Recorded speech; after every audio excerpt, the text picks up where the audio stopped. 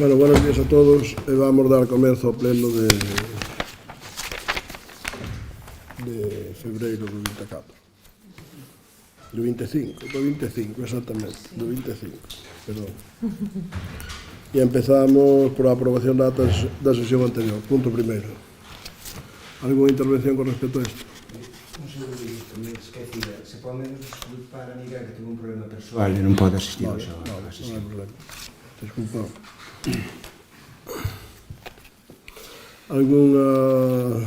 Algo que acta ou non? Votamos. Votos a favor da aprobación da acta. 12, unanimidade.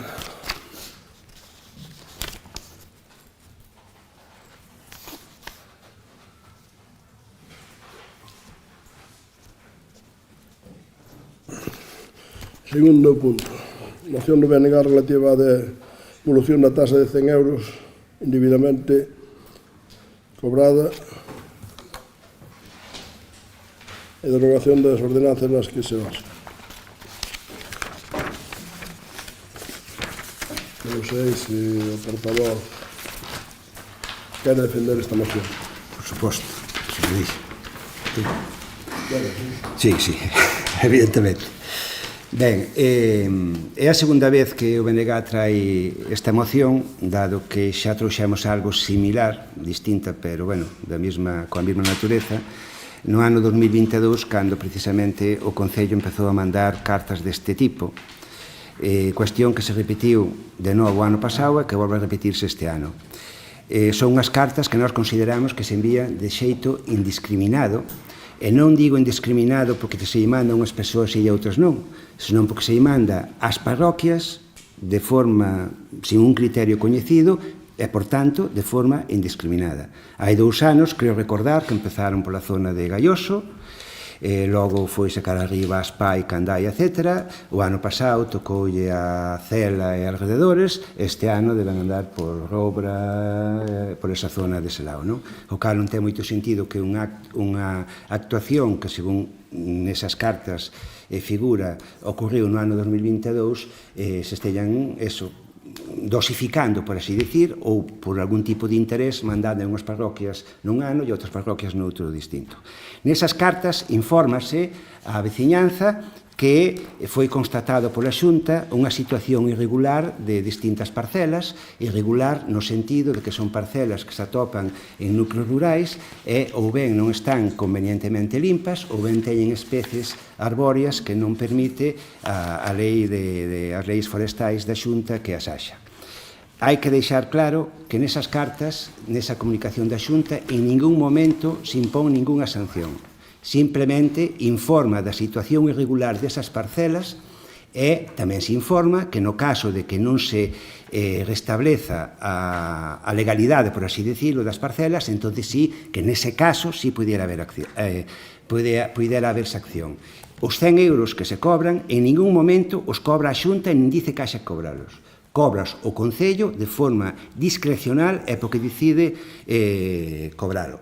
Eses 100 euros que cobra de tasa o Concello por mandar a carta básase, e vou dicir o nome porque só o nome xa ten tela, Ordenanza Fiscal Reguladora da taxa por elaboración ou reproducción de documentos a instancia de parte e tramitación de determinados expedientes urbanísticos e de xestión de biomasa. Que ten tela, xa necesitas varios renglós para escribir o nome da taxa que utilizan.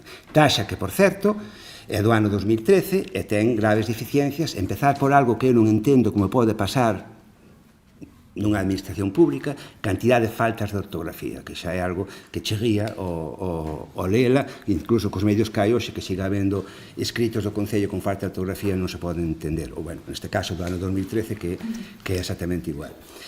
Ben, dentro do BNG creemos que non hai nada que xustifique que, por parte do Concello, simplemente por facer unha comunicación informativa aos veciños, se cobren eses 100 euros de taxa. Pero é que máis? Non se pode facer, creemos que non se pode facer, porque non hai nada legal que permita que o Concello faga iso. E voume explicar.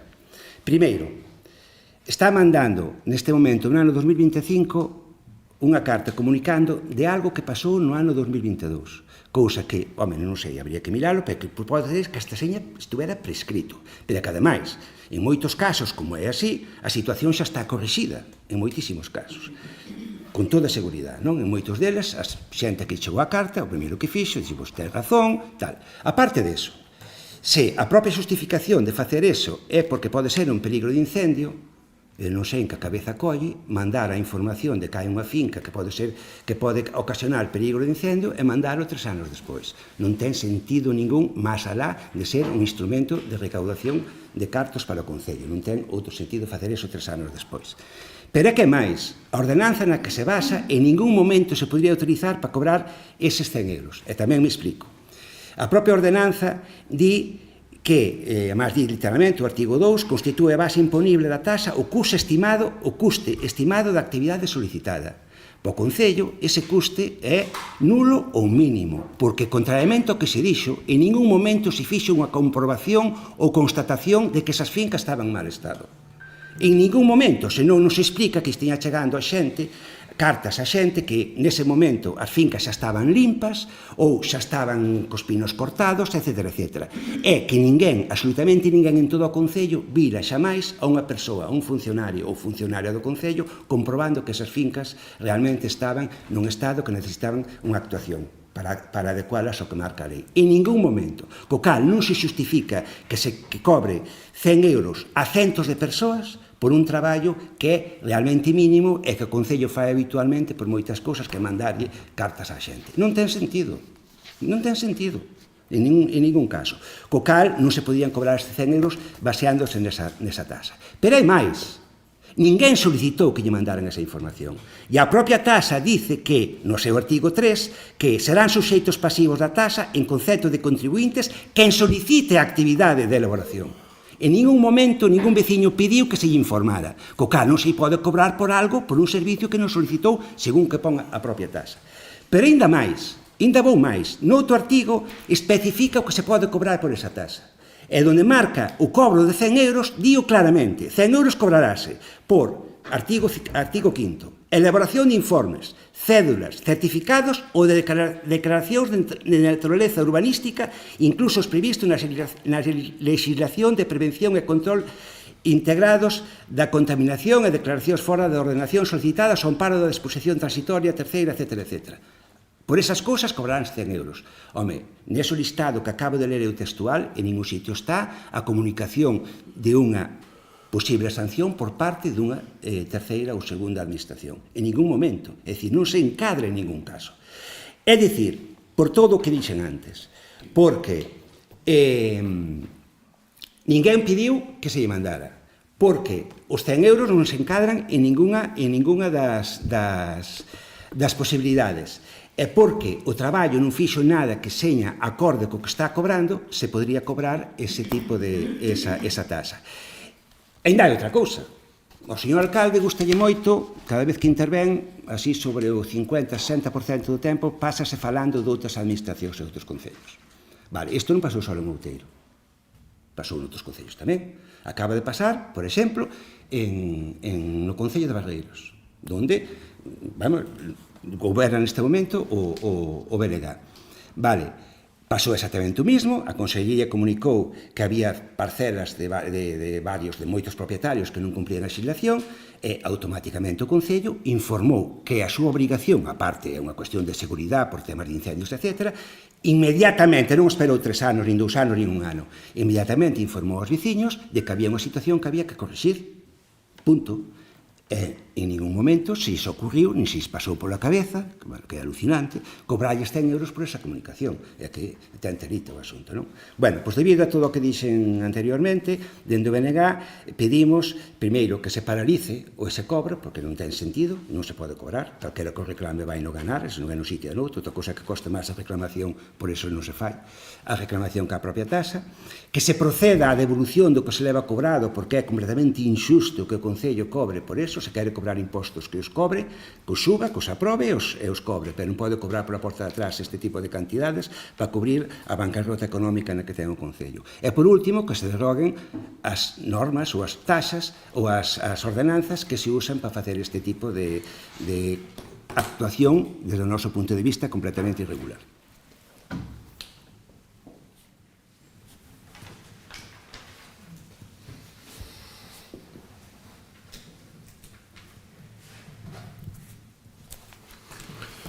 Bueno, como a súa intervención basou moitísimo en temas legales, en temas de que non se pode cobrar, de que é ilegal, etcétera, etcétera, engañando aos veciños como suelen facer sempre, casi sempre suelen, cada vez que interveñen e que actúan ustedes é para engañar aos veciños e para crear controversia, e moitas veces para facerles gastar o diñeiro, como xa está pasando con algúns veciños que xa están empezando a facer reclamacións en función do que ustedes estuveron publicando.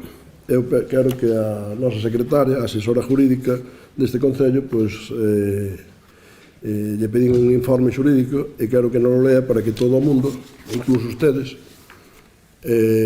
teñan informados desde o punto de vista legal do que se pode facer ou non con esta tasa.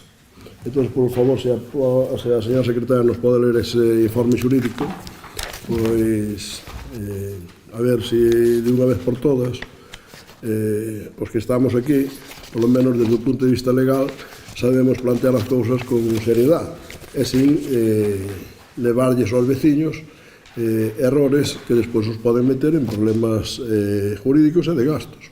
Por favor, señor secretario. Emítese informe xurídico solicitado pola Alcaldía relativo á moción do BNG sobre devolución de tasa de 100 euros indebidamente cobrada e derrogación das ordenanzas nas que se basea. Así, informo, o venres 7 de febreiro de 2025 presentouse no Rexistro Municipal unha moción do BNG relativa á devolución da taxa de 100 euros indebidamente cobrada e derrogación das ordenanzas nas que se basea a xestión da biomasa neste Concello e unha materia asignada á Secretaría Municipal. Dende este departamento tramítanse os expedientes seguindo sempre de forma literal o disposto no artigo 22 da Lei 3/2007 de Prevención e Defensa contra os incendios forestais de Galicia, aprobada polo Goberno bipartito da Xunta no ano 2007. Esta lei proíbe que en solo urbano, urbanizable, núcleo rural e nunha franxa de 50 metros ao redor de edificacións en solo rústico existan plantacións das especies arbóreas enumeradas na disposición adicional terceira da propia lei e proíbe igualmente que exista neses tipos de solo unha incorrecta xestión da biomasa vegetal que puidese causar perigo de incendios.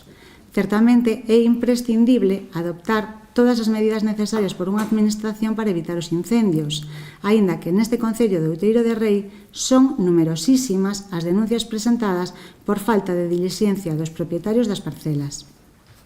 A obrigación da xestión da biomasa non é unha responsabilidade municipal nin un servicio público, é unha obrigación e unha responsabilidade que teñen que asumir os propietarios das parcelas.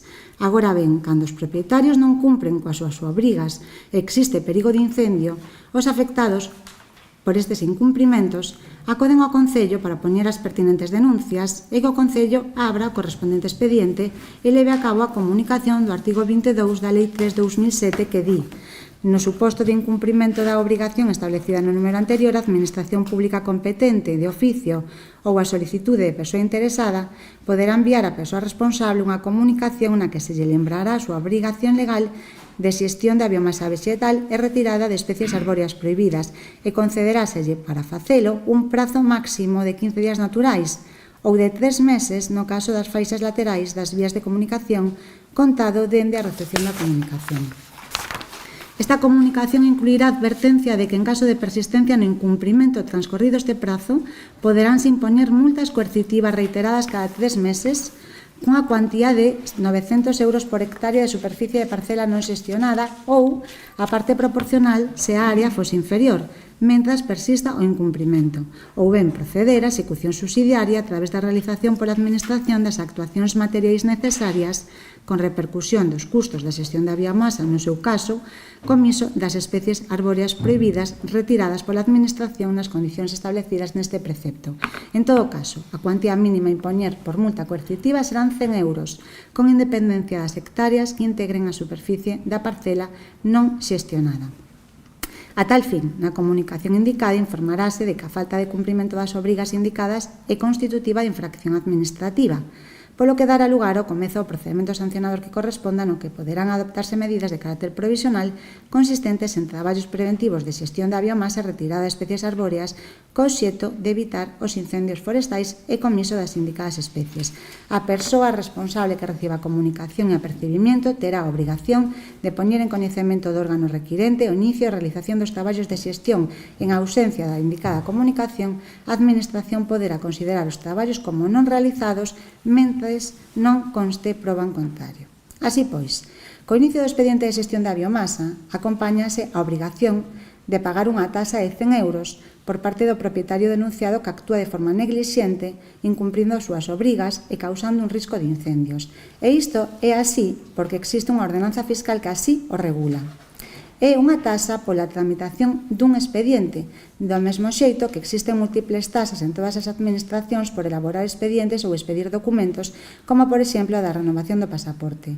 Se casi non existen tasas por outros servizos, como por exemplo participar en procesos selectivos, pero sí existen as que están reguladas nas ordenanzas fiscais aprobadas polo Pleno do Concello de Outeiro de Rei.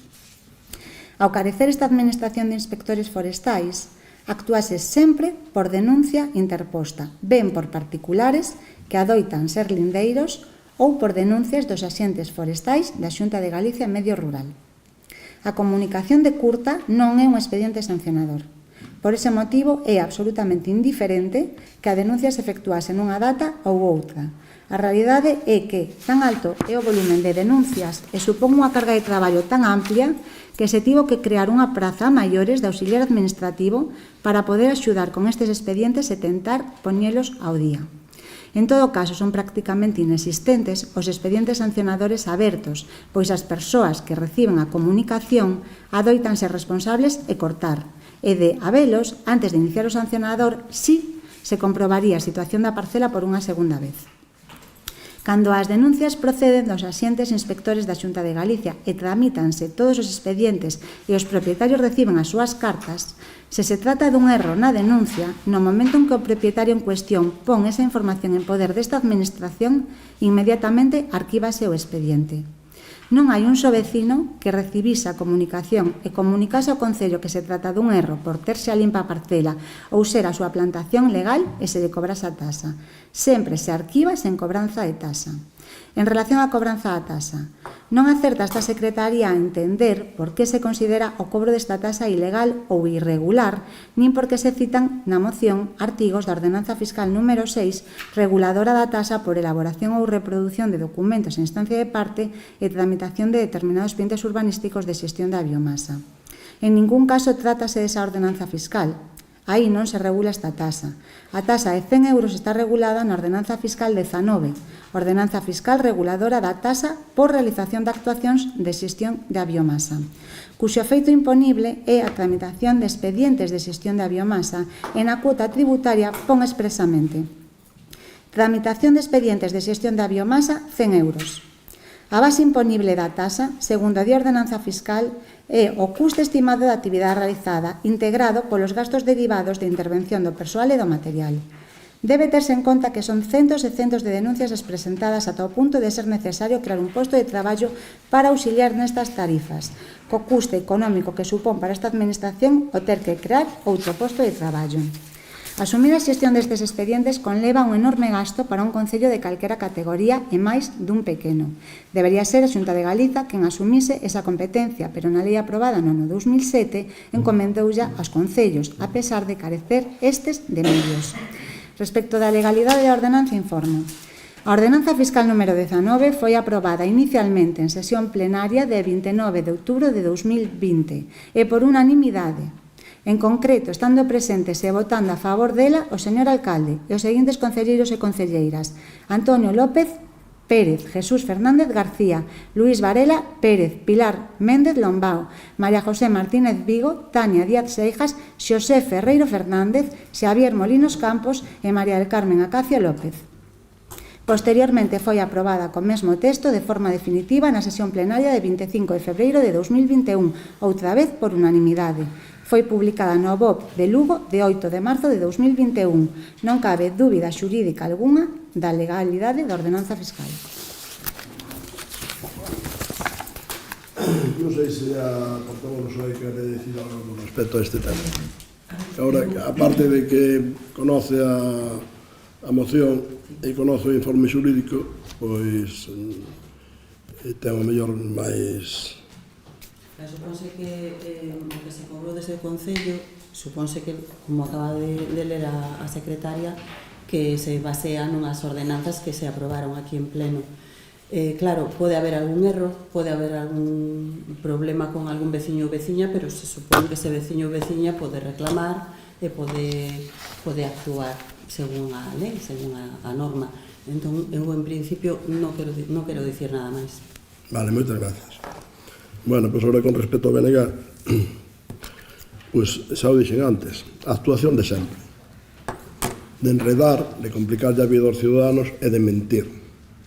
Mentir hasta tal extremo que aproban aquí, como dice o informe da señora secretaria, por se non o recordaban ben, despois de haber revisado as actas dos plenos correspondientes, posto que ela non estaba nese momento, aprobada por unanimidade cos votos de todos, incluído os que presentan a moción. Bueno, eu ainda diría algo máis desta moción, porque realmente a veces hai algunhas cousas que son, non sei, para tomarlos pouco en serio.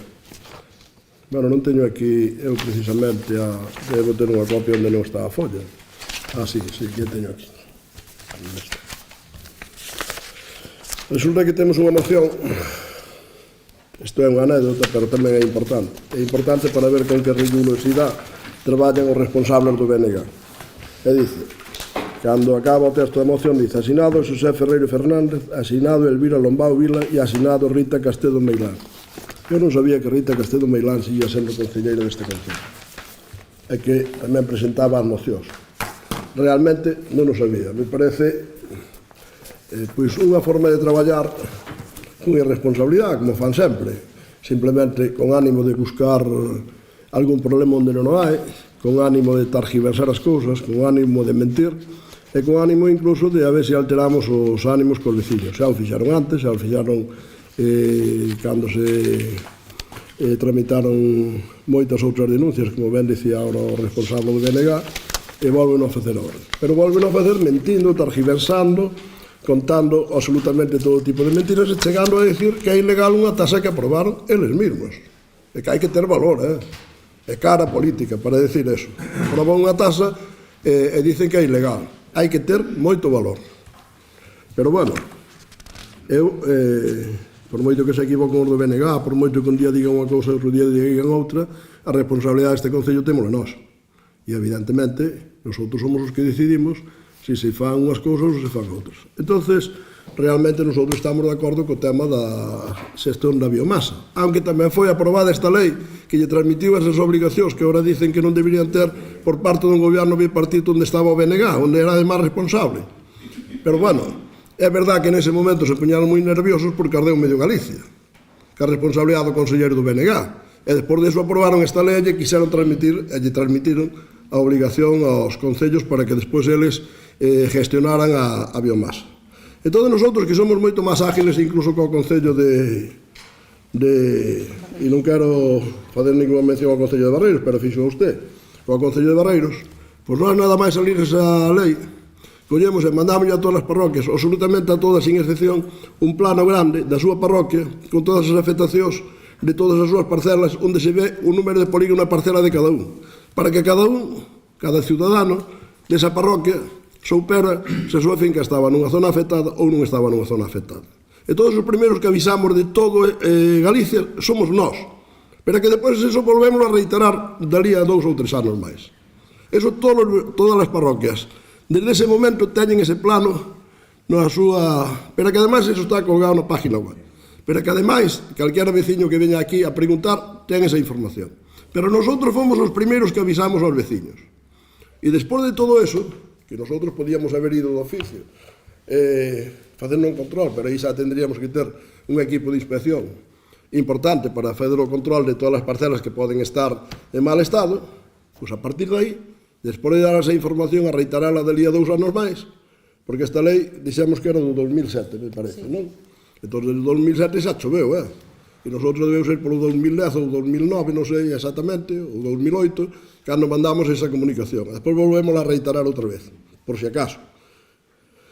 E ao mellor a volvemos a reiterar en calquera momento, que é volver a fazer un plano, volverellos a mandar a todo o mundo, porque nosotros o que queremos é que a xente gestione a biomasa e non teñamos que reclamarlle nada. Primeiro, porque nos estamos facendo un traballo que tamén nos reconoce o BNG, que non deberá ser un traballo do Concello, pero teño que fazer os funcionarios do Concello.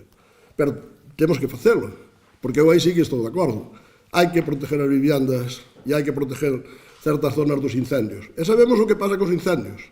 Os galegos temos boa experiencia del, pero aunque non a teñamos os galegos, porque cando se gestiona medianamente ben e tocaremos madeira, pois non é tan grave os problemas de incendios, pero sempre os hai a centos en Galicia todos os anos, incluso cando hai poucos, e a miles cando hai moitos. Eu recordo que cando estuvo o goberno bipartito co conselleiro responsable do BNG, arderon máis de 100.000 hectáreas en Galicia. Non sei agora a cantidad exacta, pero sei que máis de 100.000 hectáreas. Que despois poño que foi o que provocou esta lei. E ademais, pasarlle a responsabilidade aos concellos, porque nosotros como non somos capaces nin de apagar os incendios, nin de facer o control, pois que o fagan os concellos. E daí derivou todo isto. E nosotros como responsables que somos, que creo que é moi importante, controlar os incendios en calquera parte, porque eso crea situacións moi graves, de moita problemática, de nerviosismo, incluso de unha gran pérdida económica, que pode levar a unha pérdida incluso de vidas humanas, como está pasando por aí en algúns sitios. E nosotros hasta ahora, volvo a insistir, toquemos madeira, fomos tendo unha situación relativamente aceptable. E non é aceptable hasta que non teñamos ningún, todos os teñamos controlados. E desde logo, non é aceptable hasta que ninguna vivienda ni ninguna edificación se poña en riesgo, e para iso hai que ter unha prevención, que é o que estamos facendo. Estamos facendo moitísimo traballo en prevención de cortafuegos, de limpieza neses cortafuegos polo monte. Estamos facendo limpiezas en algunhas zonas, como pode ser en algunhas urbanizaciones, que a propiedade está relativamente a veces difícil de controlar que son os seus propietarios, incluso facendo limpieza nosotros directamente, porque hai unhas cantidades de casas moi importantes, e o primeiro de todo é a prevención, pero despois evidentemente o que non podemos facer é deixar que cando hai unha denuncia, e me dá igual que seña por parte do veciño do lado, que seña por parte de outro señor calquera, que seña por parte dun agente da Xunta, nosotros nos quedamos de brazos cruzados. Evidentemente eu creo que estaríamos incluso cometendo unha irregularidade e desde logo non sendo serios. Entón, en todos eses casos, pues nosotros tramitamos esas denuncias. E as tramitamos con unha tasa que aprobamos aquí por unanimidade de todos os partidos políticos que están agora, e incluso do concellal que presenta esta moción. Con unanimidade de todos eses aprobamos esa tasa, co cual en ese momento non debía parecer ben. A nosotros nos parecía ben daquela, non sei que parecernos ben agora. Eu xa sei que hai outros políticos que teñen tanta seriedade co que dicen hoxe e mañá, dicen o contrario. Pero nosotros non vamos estar nunca nesa línea. Algúns sabemos que están. Un día aproban unha tasa, outro día critican, incluso dicen que é ilegal. O sea, botanlle tanto morro e tanta cara que dicen que é ilegal o que eles aprobaron. Pois non estamos de acordo. Evidentemente non estamos de acordo. Claro que se podía derogar esa tasa, como podríamos derogar calquer outro tipo de tasa, como podríamos baixar os impuestos, pero hai que prestar servicios. Entón, para prestar servicios, costan diñeiro. E o diñeiro, pois temos que recaudalo ou de impuestos ou de tasas. Entendo que despois de estar todos os veciños notificados, avisados e conocendo perfectamente a súa parcela ao milímetro, que incluso neses planos se ve perfectamente que se é unha parcela máis ou menos grande, unha parte está afectada e outra non, pois eu se non fago eso na miña parcela, pois é porque non quero, porque a información xa a teño, pero xa a teño desde hai 10 anos. Eu dixen un sitio en unha parroquia cando fun a explicarlles aos veciños esta situación, porque evidentemente, cando hai un problema grave cos veciños, eu nunca me vou a quedar escondido, e sempre vou ir a falar con eles, por moi difícil que parezca, por moito que targiversen e intenten intrigar algúns outros, nunca me vou a quedar escondido. Pois díxenlles a algúns veciños, miren ustedes, desde que lles mandamos a primeira comunicación, o primeiro plano, onde ustedes vían perfectamente se tiñan ou non tiñan que cortar a súa parcela, se podían ou non podían, non por unha legislación do Concello, sino por unha legislación da Xunta, aprobada no bipartito, tuveron tanto tempo que puideron haber cortado o que tiñan. Serán pinos ou eucaliptos. Puideron haber plantado os eucaliptos e polo tempo que pasaron en chegarlles esta denuncia, puideron haber volto a cortar a segunda corta de eucaliptos. Esa é a situación real que se dá en todas partes. Entonces, bueno, oye, pues podemos mirar para outro lado, podemos non cumplir a legalidade, e cando nos chega unha denuncia dunha gente non facerlle caso, simplemente, cando arda que arda, como fixo o goberno bipartito, e se arden 100 militares, e se arde medio outeiro, e se queima a madeira. Porque tamén recordo outro tipo de cousas aquí en Outeiro de Rei. Como, por desgracia, xa teño uns cuantos anos e levo moito tempo en política, recordo, para que quede claro, de haber ardido o monte todo desde Galloso hasta Parada. Pois algunos se dá conta desde unha punta do Concello hasta outra punta. Arder absolutamente todo, polo menos 2 veces. E, evidentemente, durante moito tempo, pois non había plantacións. Pero agora, todos eses montes, aunque me refiero a esas parroquias que son as que máis plantan, pois hai outras que tamén teñen bastante plantación, e de hecho hai denuncias en moitas delas. Realmente eu creo que hai algunha plantación en todas, pero estou falando das parroquias onde hai máis intensidade de población, de plantación, pois realmente, desde que se empezou a controlar, desde que fixemos cortafuegos, que claro, xa nos olvidamos, pero levamos moitísimos anos traballando nesta dirección, na prevención. Levamos kilómetros e kilómetros de cortafuegos feitos e mantíos e limpiados.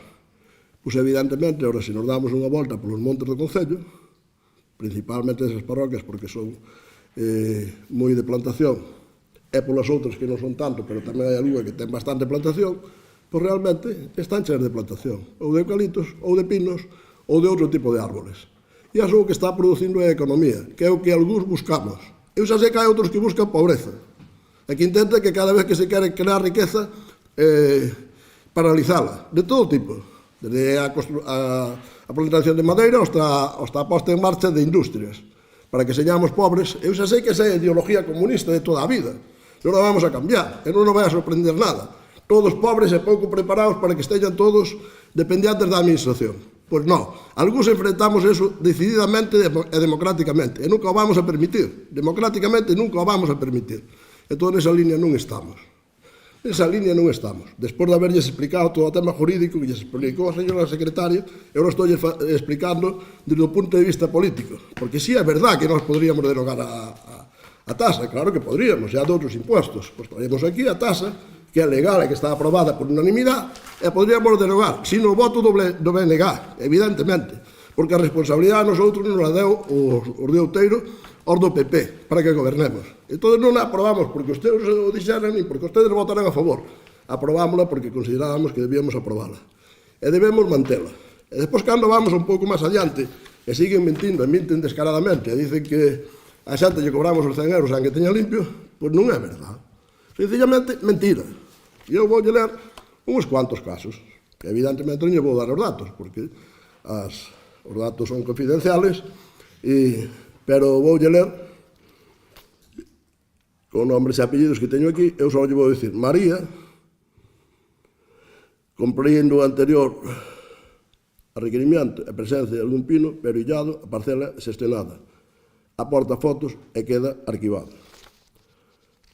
Alfredo, José Antonio, Dositeu, María Manuela, José Antonio, Arcadio Lombao, Arcadio, Emilia, Lucas, María, Dombina, Jesús e José. Evidentemente non lle dous apellidos.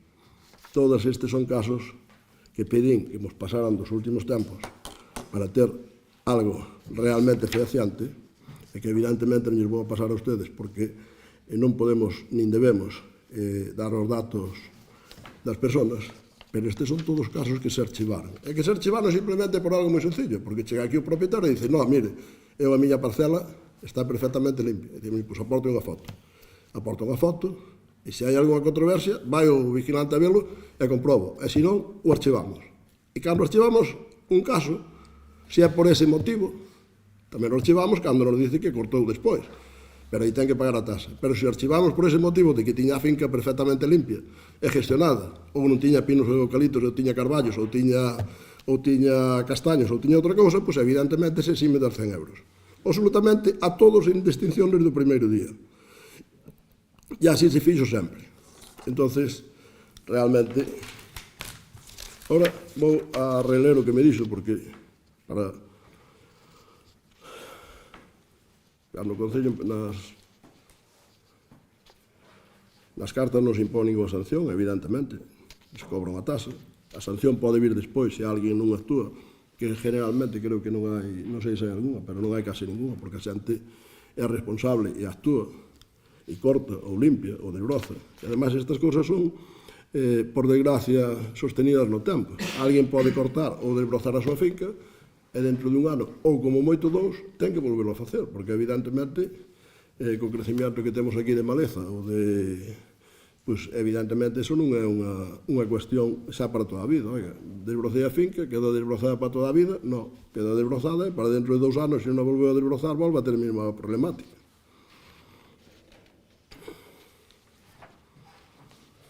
Bueno, que non hai base legal que dixo usted, o repetiu por activa e por pasiva, xa yo dixo a señora secretaria, que é a asesora jurídica, e como eu nin son profesor, nin son abogado, pois prefiero que o faga a señora secretaria, que o seu informe jurídico. Eu estaba convencido de que estábamos no certo e que o estábamos facendo correctamente, pero, bueno, prefiero que, para que lles quede máis claro, para que lles quede máis constancia, para que realmente os nosos veciños, cando escoiten este tipo de actuacións, sepan con seguridade quen lles conta mentira e quen lles conta verdade. Sepan que o bloque os está engañando e que a asesora jurídica do Concello lles está lendo a legalidade estrita.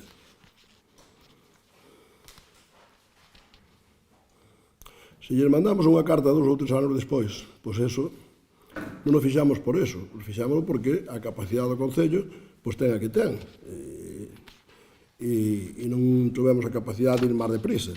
Pero para os propietarios, se a mí me pasara eso como propietario en un sitio, pois incluso me sentiría como beneficiado, porque tuve moito máis tempo para gestionar a biomasa na miña parcela, porque eu non é que eu sepa cando me chegue esa carta, é que hai 10 anos ou 12, non máis, porque estamos no 25, esta lei se aprobou no 2007, eu non recordo exactamente cando mandamos os planos, pero foi polo 8 ou 9, máis ou menos.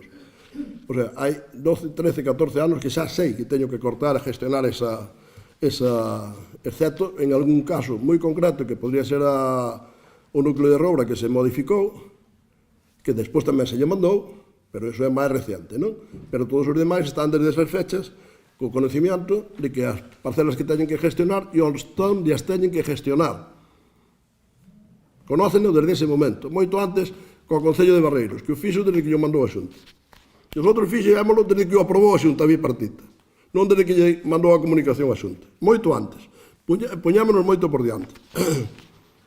E houve moitos veciños que o fixaron, e evidentemente, cando chegou a situación dunha denuncia, pois en algúns casos xa non chegou, e en outros casos, que ao mellor os agentes forestales seguramente lles teremos que pedir que afinen un pouquinho máis o tiro, porque que iramos ou non que iramos, sempre é unha pequena molestia, tanto para o administrado como para a administración, neste caso o Concello, que se faga que nos chegue unha denuncia, despois que realmente esa denuncia seña incerta, pois algún problema xa está causando, porque está causando unha pequena inquietud ao propietario, e ademais seguramente non entenderá, porque ten a súa finca perfectamente limpia, perfectamente gestionada, e está causando un problema ao Concello que ten que tramitar esa porque non cabe duda que ten que mandar a notificación, que ten que recibir despois a notificación do propietario de que está, e ten que archivala, e todo eso tamén ten traballo e ten coste. Cada vez que hai traballo hai coste.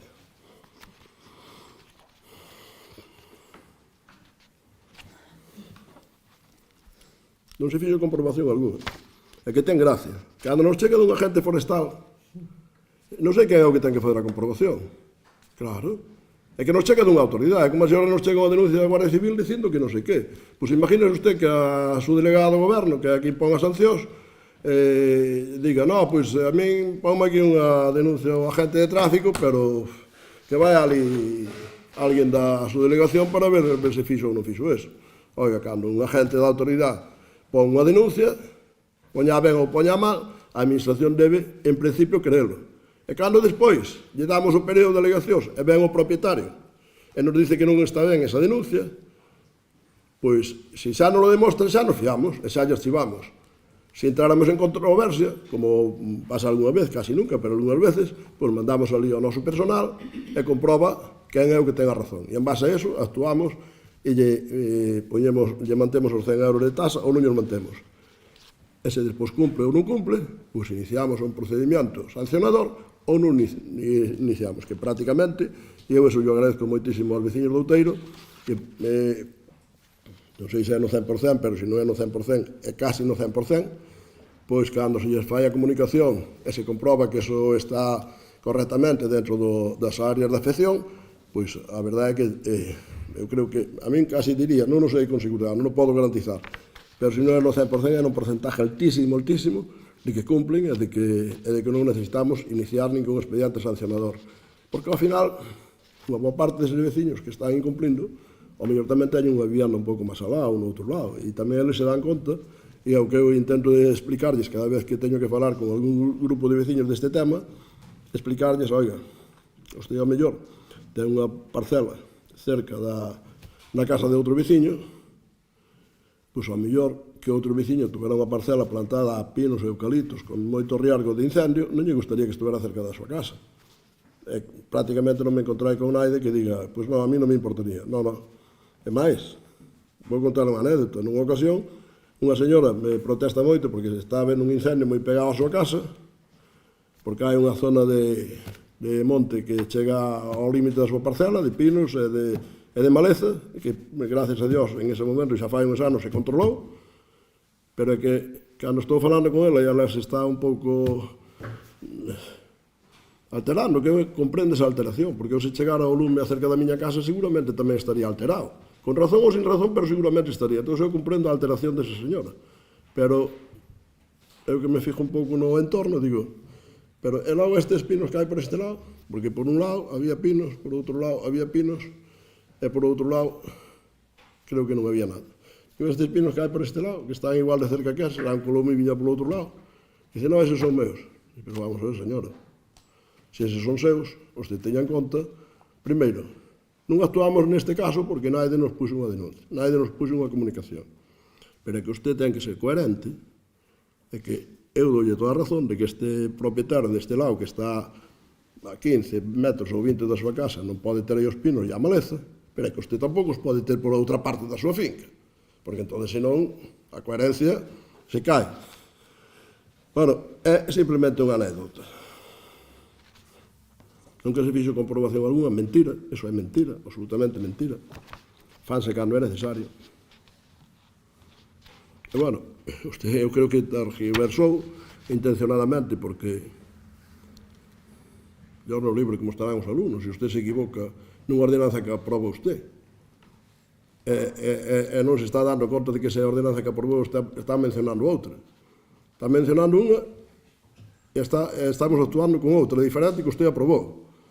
Bueno, pois, yo nos coño confesaos. E nosotros, sencillamente, non pensamos derogar a ordenanza, porque nos parece que é necesaria, e os veciños teñen información, e creemos que temos que seguir nesa línea para proteger as propiedades de todos os veciños deste concello.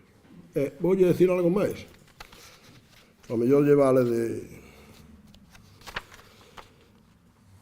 Ao mellor temos tanto porcentaje de xente que quere que se corte como que ten que cortar. Non nos olvidamos deso. Pero iso é indiferente. Nosotros temos que fazer as cousas porque son necesarias, porque se deben facer, e porque hai que proteger o que hai que proteger. E, ademais, hai unha lei que o dice. E, ademais, esa lei aprobou no bipartito, para que quede claro, con conselleiro do BNG. Entonces, señan ustedes un pouco coherentes. Eu non os quero insultar, pero que a sinvergoncenería política que teñen é inmensa. Aprobaron a ordenanza. Aprobar en base a unha lei do goberno bipartito gobernado polo Bloque e o PSOE, neste caso, co conselleiro do Bloque. E ustedes viran a decir aquí que son ilegales? Home, que ustedes viñeran ainda. Que era bastante incoherencia, xa sería bastante incoherencia. Pedir que se derogara ainda o poderíamos entender. Pero que veñan a decir que é ilegal, mentindo, e metendo a unha serie de propietarios en problemas, porque que quede claro que hai 2 ou 3 ou 4 recursos contra a actuación nosa, pero son desde fai uns días, desde que ustedes empezaron a mentir e a targiversar nas redes sociales. Desde ese momento foi cando se empezaron a fazer. Entón, eso, que pasou? Pois o lógico, oye, un veciño que está escoitando ao concelleiro pensará que ele sabe como están as ordenanzas do concello. Ese concelleiro está dicindo que é mentira, que é ilegal, pois hasta me parece lógico que fan unha reclamación. Entón, ustedes, además, o que fan pois é meter esta xente nun lío e despois ao final o único que van facer, porque seguramente foron a gestoría ou un abogado, ou lle la fixeron ustedes, ao mellor, non sei, para que reclamaron que realmente non teñen ninguna base legal e non teñen ningún dereito. Entonces, sinceramente, bueno, como usted xa presentou a dimisión para hoxe, eu creo que isto debe ser unha cousa súa, porque ni siquiera o firman todos os concelleros que están neste momento na corporación.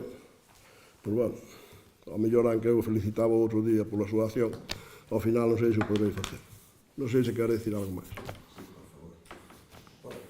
Sí. Eu, aquí falamos do que dices unha cousa, falamos do que nos dá a gana. Primeira cuestión, eu en ningún momento dixen que non houbera que limpar.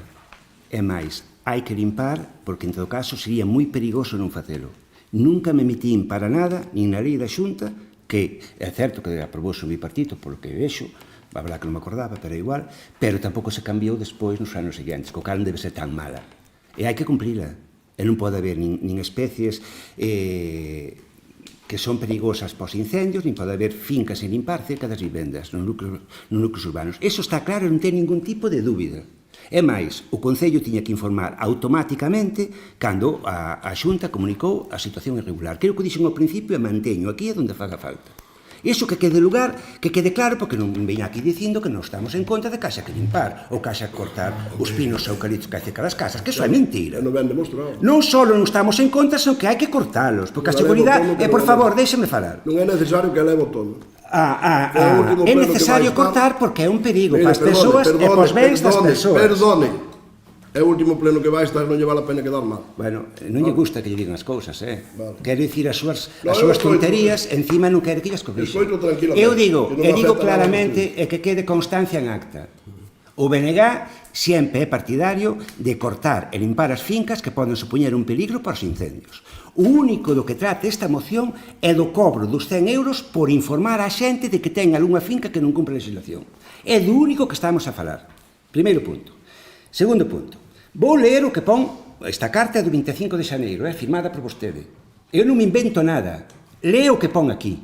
Logo usted pide ya a secretaria que faga informes sobre o que usted queira. Pero leo o que pon aquí.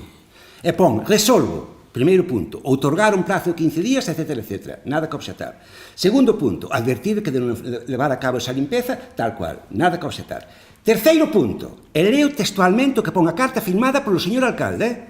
Liquidar aos interesados unha cota tributaria de 100 euros pola tramitación do expediente de conformidade co artigo da ordenanza fiscal reguladora da taxa por elaboración ou reproducción do documento a instancia de parte a tramitación de determinados expedientes urbanísticos e a gestión de biomasa. En ningún momento se fala da taxa que leva usted media hora falando dela. En ningún momento dice que se cobra uns 100 euros debido a esa taxa. Dices que cobra 100 euros debido a esta.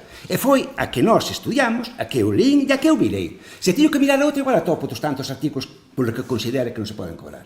Pero eu dixen claramente que aquí estáse cobrando 100 euros en base a esta taxa. Non pon en ningún lado. Busque como queira outra ordenanza para que justifique este cobro.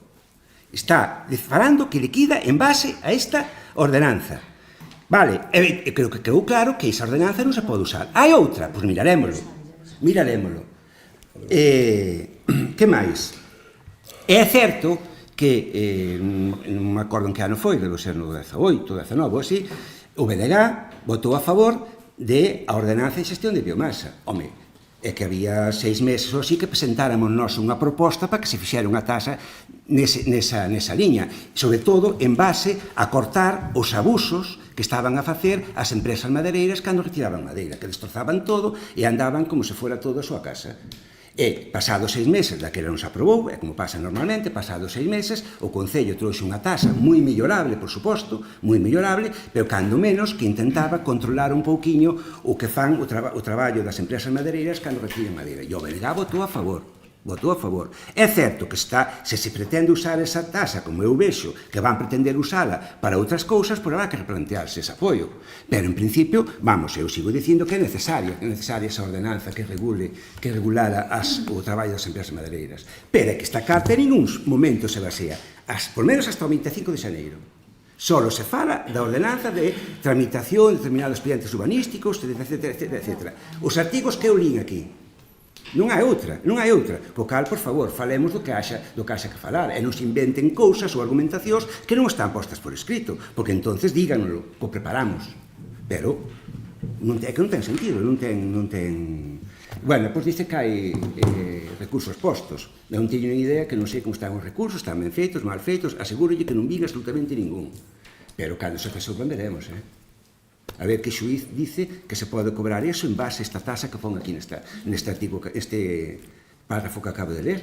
A ver, non sei, home, ou xa hai xuices para todo, pero bueno, así é todo algún decente hai por aí. O que dicir? O seu remate gustou moito, que hai xuices para todo. Claro, hai algunha serie de partidos políticos neste país que evidentemente eu creo que se lles deixamos, pero non lles vamos a deixar, fan o que lles dá a gana. Desde poñer os xueces que les queiran, aquí ten as sentencias como les queiran. Eu creo que hai xuíces neste país que cumplen que a súa obligación de xueces se aplican as leyes. Eso é o que creo que hai. Eu xa sei que os independentistas como a ustedes que eso non lles gusta, porque queren cambiar absolutamente todo. Pero bueno, como de momento podemos actuar neste país democráticamente e os que teñen as maiorías son os que gobernan e os demais evidentemente non poden gobernar, aunque neste momento, por desgracia, están condicionando bastante o goberno de España, pero a responsabilidade é tamén de quen se deixa condicionar. Desde logo, nosotros eso non permitiríamos nunca. Usted dice que non se contradice, pero eu creo que todos cantos nos escoiten e nos esteñan vendo, pois entenderá que se contradicen, porque é que senón eu non entendo nada, senón nin entendo o vocabulario, nin entendo o dicionario, nin entendo a gramática, non entendo nada, porque usted dice que non está en contra e leva unha semana dicindo nas redes sociales que estamos facendo algo ilegal, que non quere que se faga, que non se pode facer. Resulta que reconoce, porque non lle queda máis remedio, porque eso non o dixo en ningún momento, que o aprobou un goberno do BNG despois de haber tido o desastre medioambiental máis grande en incendios de Galicia, despois de haberemos sofrido os gallegos o desastre medioambiental. Non, xa sei que eso non lle gusta, pero esa é a realidade, eses son os datos son indiscutibles. Pode lle gustar a usted ou non lle gustar. Usted sabe que lle gusta mentir, e que lle gusta targiversar, e había un político moi famoso de fai moitos anos que decía difama que algo queda. Ustedes xa sei que van por esa línea, pero generalmente os gallegos son bastante listos e os de Outeiro de Rei tamén o son. Entonces, sabe a situación, non? Entonces, usted dice que hai que limpiar, hai que cumplir.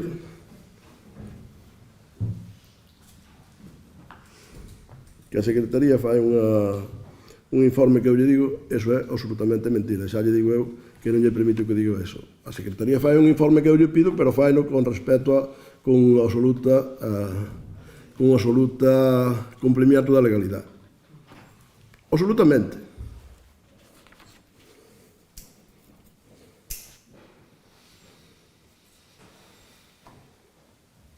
Ustedes, había 6 meses que habían presentado unha iniciativa, que non sei se había 6 meses de canto había, cando fixamos a ordenanza, pero ustedes aprovámosla por unanimidade. Evidentemente, unha ordenanza mellorada con respecto á iniciativa que habían presentado ustedes. E ustedes puderon haber votado que non ou absterse, porque además iba a salir igual, naquele momento, como sale agora neste. Iba a salir exactamente igual. O que pasa que ustedes, según sopla o viento de un lado ou de outro, pois un día queren dicir á xente, pois isto hai que facerlo, porque eso é a súa obligación, ustedes sabes o que o defende tamén con energía, que hai que limpiar, que hai que ter eso controlado, e ao mesmo tempo, o que non limpie, despois de haberlo avisado, porque ao mellor usted xa non se acordaba, ou non o sabía, non sei se o sabía ou non, pero que habíamos avisado antes que a Naide, moito antes que a Naide, incluso co Concello do BNG, que ese plano estaba en cada parroquia para poder verlo todo o mundo, e tuveron os pedáneos, estuvo nos centros sociales de todas as parroquias, para que todo o mundo vira, e sigue estando aínda en moitos, e a nosotros se non está sería porque se tropeou ou se rompeu, pero poden acceder a él cando queiran. Entonces, oiga, se despois de todo eso, se despois creemos que hai que facelo, eu pregúntome que facemos con que non o fai? Que facemos? Mandámoslle un plano á súa casa, que facemos? Pois aplicámoslle unha tasa, que non unha sanción, e despois, se non cumple, aplicámoslle unha sanción. Como pasa con todos os incumplimientos que teñamos os ciudadanos en calquera orden da vida e dentro da normalidade e da legalidade vigente. Por lo tanto, Eu recomendolle que, bueno,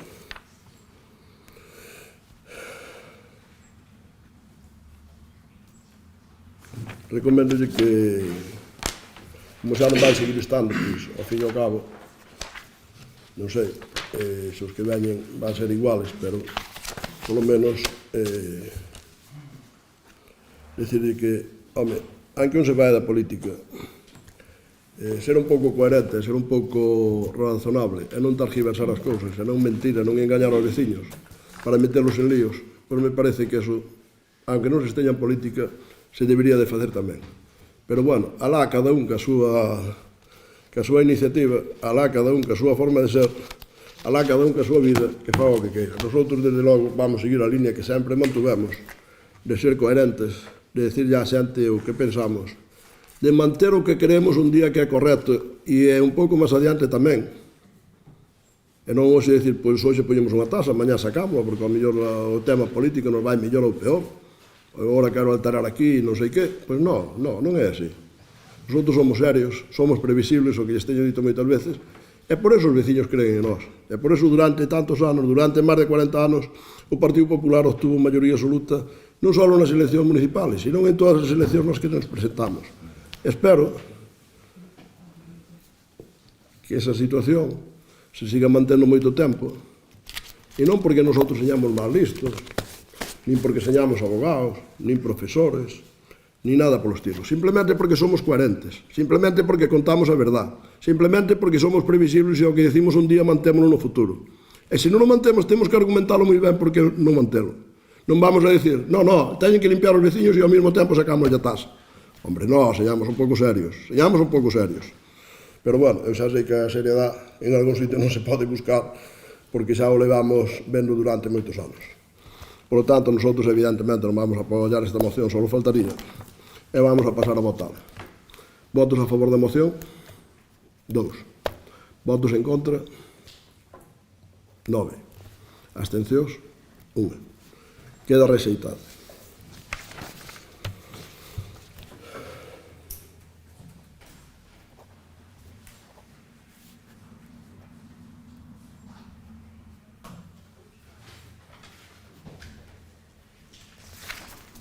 Empezamos o segundo punto.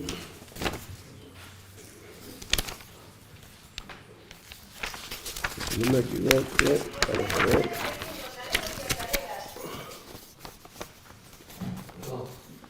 Moción do PSOE para que o Concello de Outeiro de Rei elabore un plan xeral de ordenación municipal.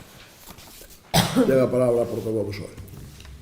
O Plan de Ordenación Urbanística é, a nivel municipal, o instrumento máis importante de ordenación territorial que existe, porque o seu contido engloba a totalidade do municipio. Basicamente, todas as cidades e a inmensa maioría de municipios teñen un plan xeral de ordenación urbana, no que se recollen todas as medidas para deseñar, organizar, planificar e ordenar o territorio determinado, que normalmente adoita realizarse a nivel municipal. Trátase dun instrumento básico no que se realiza a planificación do terreo mediante a clasificación do solo, o réxime urbanístico aplicable a cada clase de solo, e se recollen os elementos esenciais dos sistemas de equipamentos e servizos municipais. É dicir, emprégase como base legal para a edificación e urbanización dun concello, polo que a súa actuación é crucial para o crecemento sostible dun municipio e para poder así promover a calidade de vida dos veciños e veciñas. No 2016 aprobouse no Parlamento Autonómico a chamada Lei do Solo de Galicia, que establece que os plans xerais de ordenación municipal que serán formulados polos concellos respectivos son instrumentos urbanísticos de ordenación integral que abrangerán un ou varios termos municipais completos, clasificarán o solo para o establecemento do réxime xurídico correspondente, definirán os elementos fundamentais da estrutura xeral adoptada para a ordenación urbanística do territorio e establecerán as determinacións orientadas a promover o seu desenvolvemento e evolución. Como ben afirma esta lei, preténdese acadar unha norma reguladora do solo máis obxectiva que posibilite a protección territorial e un desenvolvemento urbanístico sustentable. Actualmente, o Concello de Outeiro de Rei carece de plan de ordenación municipal, o cal está xerando unha serie de problemas tales como 1. Crecemento desordenado, expansión urbana sen criterios claros, o que deriva nunha ocupación ineficiente do territorio. 2. Déficit de infraestructuras, falta de planificación na dotación de servicios básicos como transporte, saneamento, zonas verdes, etc. 3. Impacto ambiental, ausencia de directrices claras para a protección da nosa contorna natural e os espacios naturais, como podería ser un catálogo de árbores senlleiras. 4. Inseguridade xurídica, dificultades para a tramitación de licencias e proxectos urbanísticos, o que afecta tanto aos cidadáns como aos inversores. Ata o día de hoxe, neste Concello, dispoñemos dunhas normas subsidiarias, que fronte a un plan xeral urbanístico son unha fórmula arcaica e en proceso de extinción, xa que posúen un carácter máis normativo que programador. En xeral, considérase que tales normas representan un urbanismo estático para ordenar municipios con escasa vivacidade socioeconómica e, conseguintemente, feble organización administrativa. Está claro que xa hai moitos anos que resulta urxente e necesario dotar o noso Concello dun plan xeral de urbanismo que permita abordar estes desafíos e sentar as bases para un desenvolvemento equilibrado e sostible.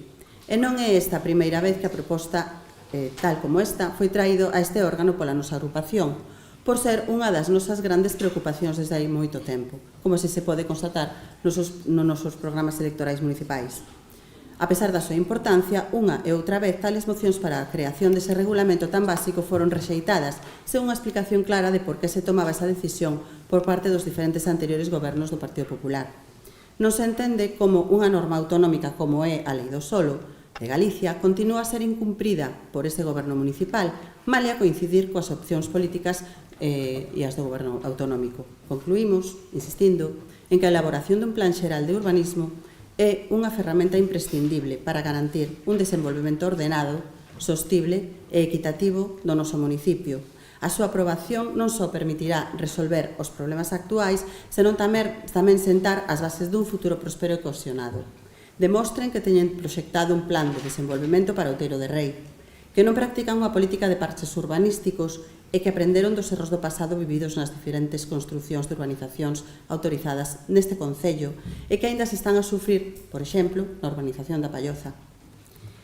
Por tanto, gustaríame que neste pleno se adoptaran estes seguintes acordos. Primeiro, iniciar os trámites para a elaboración dun plan xeral de urbanismo que regule o desenvolvemento urbanístico do municipio de Outeiro de Rei. 2. Crear unha comisión técnica participativa integrada por representantes municipais, expertos en urbanismos e membros da sociedade civil para supervisar e contribuir ao proceso de redacción do plan. Terceiro, destinar os recursos económicos necesarios nos orzamentos municipais para a contratación de profesionais especializados en urbanismo e a realización dos estudos técnicos requiridos. Cuarto, garantir a participación cidadá no proceso mediante a celebración de audiencias públicas, obradoiros e consultas coa fin de recoller as achegas dos veciños e veciñas. E, por último, establecer un prazo máximo para a aprobación definitiva do Plan Xeral de Urbanismo de Outeiro de Rei. Gracias. Non sei se o BNG ten algo que decir a esta moción. Algo moi breve, se me permite. Bueno, esta é unha moción que, xa adianto que vai contar co apoio do BNG, entre outras cousas, porque é unha moción que é certo que o Partido Socialista presentou varias veces e tamén é certo que o BNG a lea presentado en distintas ocasións tamén, con distintas formas, pero basicamente solicitando o mesmo, co cal non tería sentido non votar a favor. Dicir simplemente que é necesario un plan xeral porque é o xusto, e porque é o democrático, e porque é o que a propia dinámica urbanística exixe, senón tamén porque as normas que rixen neste momento o urbanismo Outeiro de Rei, as chamadas normas subsidiarias, quero lembrar que é do ano 1992, e mira que non cambiaron os tempos desde o ano 1992, co cal, ainda que só fora por unha simple actualización, habría que facer un novo plan de urbanismo. E o que se fai agora, no ano 2025, se houbera que facelo, xa antes, por suposto, sería un plan xeral. A parte, hai que facelo porque a situación que se dá neste momento, en moitos casos, é injusta. Estamos vendo núcleos, zonas que son claramente núcleos rurais, que teñen todos os servicios que se necesitan para poder edificar nelas e non se poden edificar porque non están considerados núcleos rurais. Deso saben moito en Outeiro de Rei, en Santa Mariña, en Cela, etc. E, sin embargo, atopamos outras zonas, outras parroquias, onde se ven que hai núcleos rurales onde non ten sentido que haxe núcleos rurales porque non hai vivendas, está todo forestal, etc. Co cal non ten sentido tampouco. Hai que facer unha actualización e, sobre todo, unha actualización que seña xusta e, como dicía a compañero do Partido Socialista, democrática, que poida participar a xente, que poida aportar, uns terán razón, outros non terán razón, pero que de unha forma conxunta se poida facer un plan xeral que dure o tempo que teña que durar, pero que seña xusto. A xente necesita saber o o que hai que facer, saber o que pode facer e o que non pode facer. E para isto ten que haber normas claras que así o indiquen e feitas, sobre todo, con transparencia e con participación das persoas. E creo que sería boa idea empezar pola propia situación da Vila do Outeiro, donde o urbanismo na vila, despois de todo o follón que se montou ca delimitación de polígonos, é un auténtico desastre, e creo que merecería ordenar un pouquiño todo eso, porque así non pode seguir. Eu creo que non pode seguir moito tempo esa situación. Nada máis.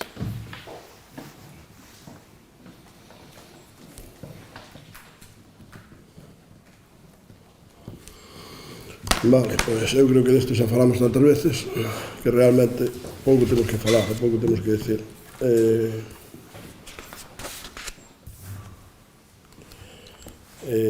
Realmente nosotros creemos que todo o que ustedes nos dicen aquí non é necesario. Outeiro de Rei carece dun plan? Non, Outeiro de Rei ten un plan, ten unha norma subsidiaria do 92. Dicía o señor Ferreiro que xa son do 92 porque el teña moitos anos. Por mire se éramos avanzados nosotros nesa época, porque nese momento crearon unhas normas subsidiarias que permiten seguir desenvolvendo este concello máis que a ningún do entorno ao largo de todos estes anos. Mira se foron avanzados os que aprobaron esas normas, nos cuales me incluyo eu tamén. Que no crecimiento desordenado, pois non vexo ningún crecimiento desordenado. Todo está... todo se fai conforme a lei, todo se fai ordenadamente e todo se fai cumplindo a norma, incluso a lei do suelo de Galicia. Esta última, que despois desde que nos aprobamos as normas hasta que estamos agora, aprobamos xa non sei cantas leyes do suelo de Galicia, varias, e algunhas estatales. Agora están para aprobar outra, pero, bueno, como temos un goberno tan serio, pois non a dá a aprobar. Un día a iniciativa é do PSOE, outro día a iniciativa é do PNV, outro día os de Sumar nos votan en conta, outro día, e tampouco dá salido ese plan estatal, non? Se nosotros, cada vez que saliu unha nova lei do suelo por los distintos gobernos, houbéramos modificado o noso planeamiento, nosotros non habríamos construído aquí ninguna sola casa, porque non habría dado tempo entre unha aprobación e outra aprobación en aprobar ningún plan general. Eso non veis o tempo que lle levou a Lugo, que lle debeu levar 20 e pico de anos, e ainda non sei se acabou ben de todo. E para eso, además digo yo los dos porque gobernan en Lugo, e para eso houve que tirar casas con licencia, edificios con licencia, que en Outeiro edificios con licencia todavía non se tirou ningún, despois da inseguridade jurídica que ustedes predican e pregonan, pero sin embargo onde gobernaron ustedes e onde están gobernando aínda, edificios que ustedes lles deron licencia, houve que tiralos. O sea que mire ustedes como plantean as cousas e como actúan. Impacto ambiental, pois se cumplen os impactos ambientales, calquera actuación urbanística ou de calquer tipo que haxa que facer, hai que cumplirlo, non hai máis problema. Inseguridade xurídica, volvo a insistir no antes, inseguridade xurídica é cando nun concello se aproba unha licencia, se dá unha licencia, se empezan os constructores a construir, e pois hai que derribar a súa edificación. Eso sí que é inseguridade xurídica.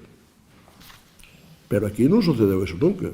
Aquí se derribou algunha casa ou algunha edificación porque construiu sin licencia, pero eso é o normal, pero non porque teña inseguridade xurídica nós lle demos unha licencia e depois haxa que derribala porque non se lle deu conforme a legalidade.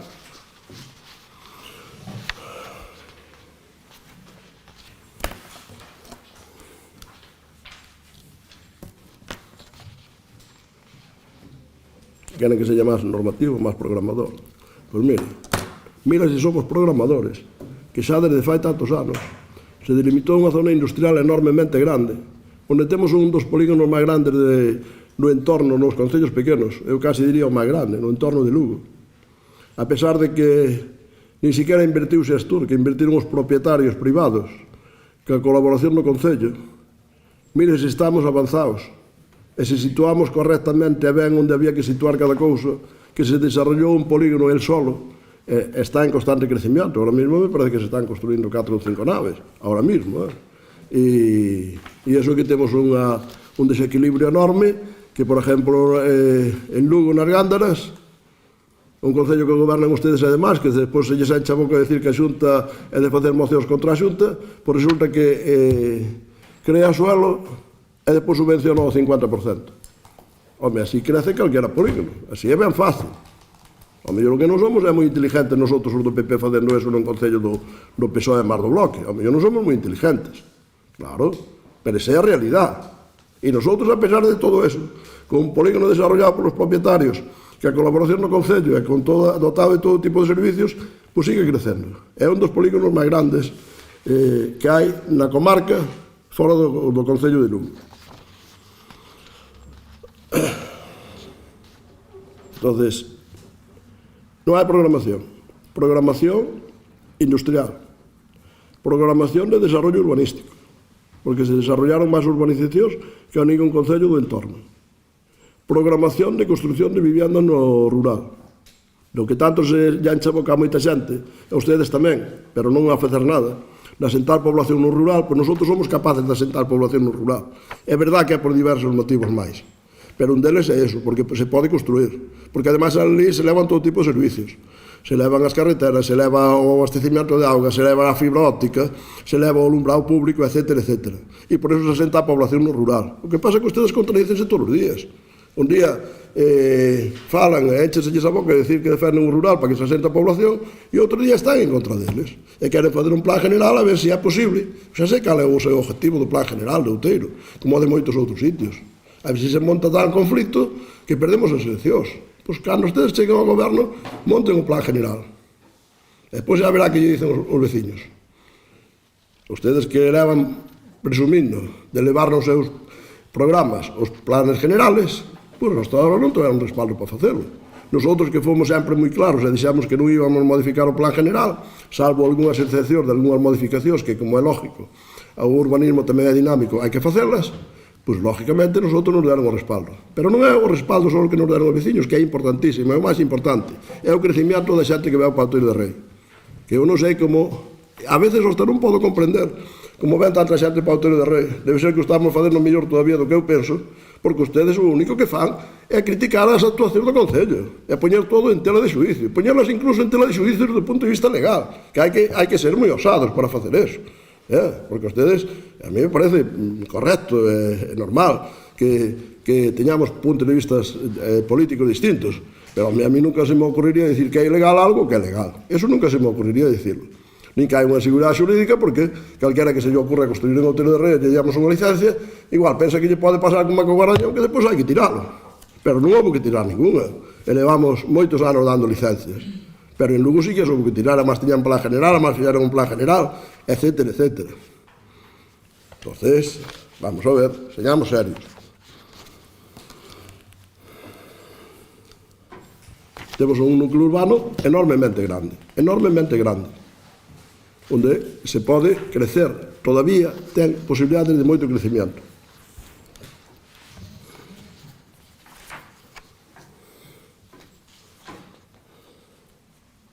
E usted ainda quere introducir, despois do lío que montou, e do engaño que lle levou aos veciños do Outeiro de Rei, porque eso tamén foi unha cousa de ustedes, creo que fundamentalmente do Bloque, do PSOE creo que non tanto, de targiversar a situación co tema dos polígonos no núcleo urbano do Outeiro de Rei. E ademais é moi sencillo, é fácil de entender. Se nosotros agora estuviéramos medio locos e decidíramos fazer outro plan general e delimitáramos o núcleo urbano do Outeiro de Rei, pois polo que dice a lei do suelo, non nos quedaría máis remedio que delimitalo en polígonos. É que non teríamos outra opción. É que non hai outra opción, é que a lei non permite outra opción. Claro, desde fai uns cuantos anos, porque antes sí que o permitía, pero ahora non o permite. Entonces, nosotros o que vamos facendo é urbanizando calles, que me parece que é a nosa obligación, é o que estamos facendo, é desenvolvendo o Outeiro de Rei, a velocidade que podemos, con pouca axuda, por certo, de outras administracións, como pode ser a Diputación de Lugo, ou como pode ser o Goberno Central. E, bueno, non hai máis que ver a rotonda que fixeron, despois de 10 anos de petición e de insistencia, e de haber posto o Benegal e non sei cantas veces o paso cebra, que non sei ahora pone o van levar, non sei que fixaron con ele. Ahora, oye, pois ao final se fixe unha rotonda, pero eu creo que é unha rotonda que ca densidade de tráfico que ten xa tiña que estar feita hai máis tempo. E podía quedar incluso un pouco máis, con un tamaño un pouco máis grande. Tamén é verdade. Pero, bueno, non vamos a entrar en eso, non vamos a ser tan sectarios como son outros, que teñen que buscar problemas con todo. Entonces, en ese aspecto, eu, pois, cando se construiu esa rotonda, lle dixen ao Ministerio de Fomento, oiga, pois estaría moi ben que nos urbanizar esta calle. E a contestación de un técnico é, home, se ustedes se quedan con ela, como nos vamos quedar nosotros que a Nacional 6? Pero vamos a ver, en que mundo estamos? Claro. Iso é como cando nos temos que quedar con a carretera da Diputación porque a Diputación ten unhas exigencias enormemente gravosas para os veciños. E ao final asumímoslo porque, claro, nosotros só estamos aquí para unha cousa. Só para unha. Que lles quede claro, por se non o teñen claro. Só para axudar os veciños. Non estamos para nada máis. É marcar a línea política, evidentemente. Que nosotros temos unha línea política que está dando bons resultados. Pero non estamos para outra cousa. Entón, cando os veciños ven outra administración e lle crea grandes problemas, nosotros lle podemos axudar, ainda asumindo que non deberíamos asumir, asumímoslo. Pero non por outra cousa. Entonces,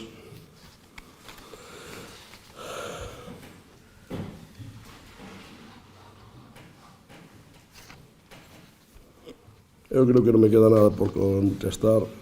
Decía da urbanización da Palloza. A urbanización da Palloza non ten nada que ver co desarrollo urbanístico. Non sei se non o entende, se tamén o quere tergiversar. Non o sei. Se non o entende, eu explico facilmente. A urbanización da Palloza está perfectamente autorizada, perfectamente legalizada. O que pasa é que houve un empresario, como pasou en moitos sitios, e non fai falta irlos buscar moi lexos, onde quebrou e non acabou os seus compromisos. E o Concello, como fixamos en outra urbanización, que pasou en algunha urbanización máis en Outeiro, pois tomou o control desa urbanización, porque os propietarios así o pediron, despois de termos varias reunións con eles, e dicirnos, oye, pois sí, queremos que tome control o Concello, e evidentemente non vamos á velocidade que nos gustaría, ni moito menos. Vamos demasiado lentos, pero non temos capacidade de ir máis rápidos. Entonces, eso non é un problema urbanístico. O problema urbanístico é o do Garañón. Cando se dá unha licencia que se permite construir, non hai que derribar. Na Palloza naide ten que derribar nada. Naide, absolutamente naide. O que ten é que acabar as obras comprometidas. Iso é o único que ten que facer. Comprometernos un propietario, porque era toda del, e depois foron asumindo compromisos cada un que comprou a súa parcela. E quero que quede claro, porque eles dixenlo moitas veces, pero quero que quede claro para todos. Entón, a obligación dos dueños de unha urbanización é acabar a urbanización e entregarle ao Concello. E o Concello non vai poñer ninguna pega. Se eles non son capaces de facelo, como así reconoceron eles, pois o Concello, ademais, está disposto a botarlles unha mão para poderlo levar adiante, porque entendemos que nós queremos que a xente veña para aquí e que cando esteña aquí esteña o mellor posible. Cando teña dificultades moi grandes que non poida resolver por si sola, porque son un grupo de xente, tamén botalles unha mão para axudarlles a organizar e axudarlles a levar adiante. E eu sigo me comprometendo, como a sempre, con os veciños da Palloza en que eso se vai a materializar, pero temos algunhas dificultades neste momento para poder avanzar a velocidade que nos gustaría, pero non estamos quietos e estamos intentando ademais que teñan ali unha situación de calidade de vida, pois eu diría que non moi boa, pero aceptable. Por lo tanto, nosotros non llevamos a decir que si a esta moción. Non sei se quere decir algo máis. Sí, quería comentar unha cousa. Di que non, bueno, que o desenvolvemento, o crecemento de Outeiro de Rei está ordenado. Pois eu non vexo moita orde cando hai zonas, como por exemplo a zona de Guillar, que está exageradamente poboada, respecto a outras zonas que están cada vez máis despoboadas. Penso que a súa visión de adaptación do ser humano a contorna do Concello, a contorna eminentemente natural do Concello, é totalmente diferente ao que nos pensamos. Pensamos que vostedes promoven grandes vecindarios, grandes urbanizacións de casas apiñadas, o cal pois causa, pensamos que un gran impacto visual e ambiental, por suposto. Eu insisto, un plan xeral en Outeiro de Rei é básico para un concello que se precia de ser un concello de futuro. Nada máis. Non sei se Benega quere decir algo. Pois mire, é imposible aceptarlo. Primeiro porque, como usted dixo, eu ben non sei, levaron estas cousas moitas veces nos seus programas. E realmente a veciñanza do Outeiro de Rei non lle deu nunca razón. Entonces sería suicida por parte nosa darlle esa razón nós en contra do que dicen a maioría, a inmensa maioría, non a maioría, a inmensa maioría dos veciños. Sería suicida políticamente por parte nosa. Pero que ademais non é por eso. É que nós estamos convencidos de que temos un desarrollo razonable. E non hai grandes zonas de construcción. Home, pois, se vamos a unha ciudad, calquera ciudad, aquí non hai ni siquiera viviendas de 3 ou 4 pisos en ningún sitio. todos son viviendas unifamiliares, todas dotadas de todos os servicios. Cando vamos aos núcleos rurales, tamén viviendas unifamiliares dotadas de todo tipo de servicios, incluso de fibra óptica, que non ten Lugo en unha boa inmensa maioría das parroquias, ou non ten abastecimento de auga nunha inmensa maioría das parroquias. Pero eu xa sei que ustedes son moi daos toda a izquierda. Eu creo que ahora están nunha situación de extrema izquierda, porque o seu líder aí nesa dirección vai, a ustedes non lles queda máis remedio que a seguilo. Os do BNG xa os tuveron sempre, non son da hora, eses xa foron sempre así, de extrema izquierda. Témolo moi claro todos. Pero ustedes están evolucionando hacia a izquierda. E evidentemente a izquierda pois é moi dada a programar e a que todo o mundo se poña onde les dicen. Nosotros non. Nosotros promovemos a libertad, promovemos, creamos ámbitos onde se pode un asentar, e se quer asentarse, senón non. E evidentemente, como é lógico, pois hai zonas que están pois, máis cerca da Nacional 6, máis cerca da ciudad, máis cerca da autovía, que evidentemente a mellor teñen máis crecimiento que outras que están máis alonxadas. Pero é que eso pasa en todos os sitios. Supoño que na cidade de Lugo non crece o mismo por a zona da lá de San Fiz que crece por San Juan do Campo. Eu creo que non. Claro que en San Juan do Campo non estou moi seguro, pero creo que non é fácil crecer porque non teñen auga, non teñen fibra óptica, non sei se teñen... digo San Juan do Campo porque é unha parroquia que se me ve ahora en memoria, pero entendo que no rural non teñen auga en ningún sitio e fibra óptica tampouco en ningún sitio. Claro, no siglo XXI é difícil que se vai a sentar naide a un sitio onde non hai auga, por exemplo, non ten seguridade de casa auga e non ten fibra óptica. Pero é que é máis, depende. Se ten que ir por unha carretera da Diputación, ao mellor xa ten que comprar un tractor en vez de ir nun coche. Entón, claro, que eso tamén nos pasa nunha boa parte da provincia. Claro, eso tamén nos pasa en Outeiro, que é outra das cousas polas que a veces me costa entender como crecemos tanto. Debe ser que moi ben o estamos facendo nós, cando hai outras administracións que nos están poñendo paus na roda constantemente, das cuales son responsables os dous, Bloque e PSOE e Bloque. O sea, que non se escape naide deste tema, por si acaso. Porque eu pensei que hai algúns que son moi dados a... Non, isto non é cousa miña, non, iso é cousa do goberno da Diputación, que está cheas de fochancas as carreteras. E agora fan uns pequenos presupuestos, eu creo que para botar unha pouca gravilla, porque para arreglarlas ben é imposible, porque senón eu non entendo os presupuestos. Vale, entonces, claro. Entonces, ustedes veñen a decir, e a pesar de todo eso, a pesar de que na Nacional 6 tardan 10 anos en facernos unha rotonda para darlle seguridade ao cruce, a un cruce que está superpoblado de coches e con moita situación de personas para cruzar e con moita inseguridade estaba. Que, bueno, ainda hai outras cousas que eu pedín e non se puñaron, como son os semáforos, que se deberían de poñer os semáforos con botón para que se paren os coches cando ten que pasar unha persona maior. Pero, bueno, algo é algo. Algo é algo.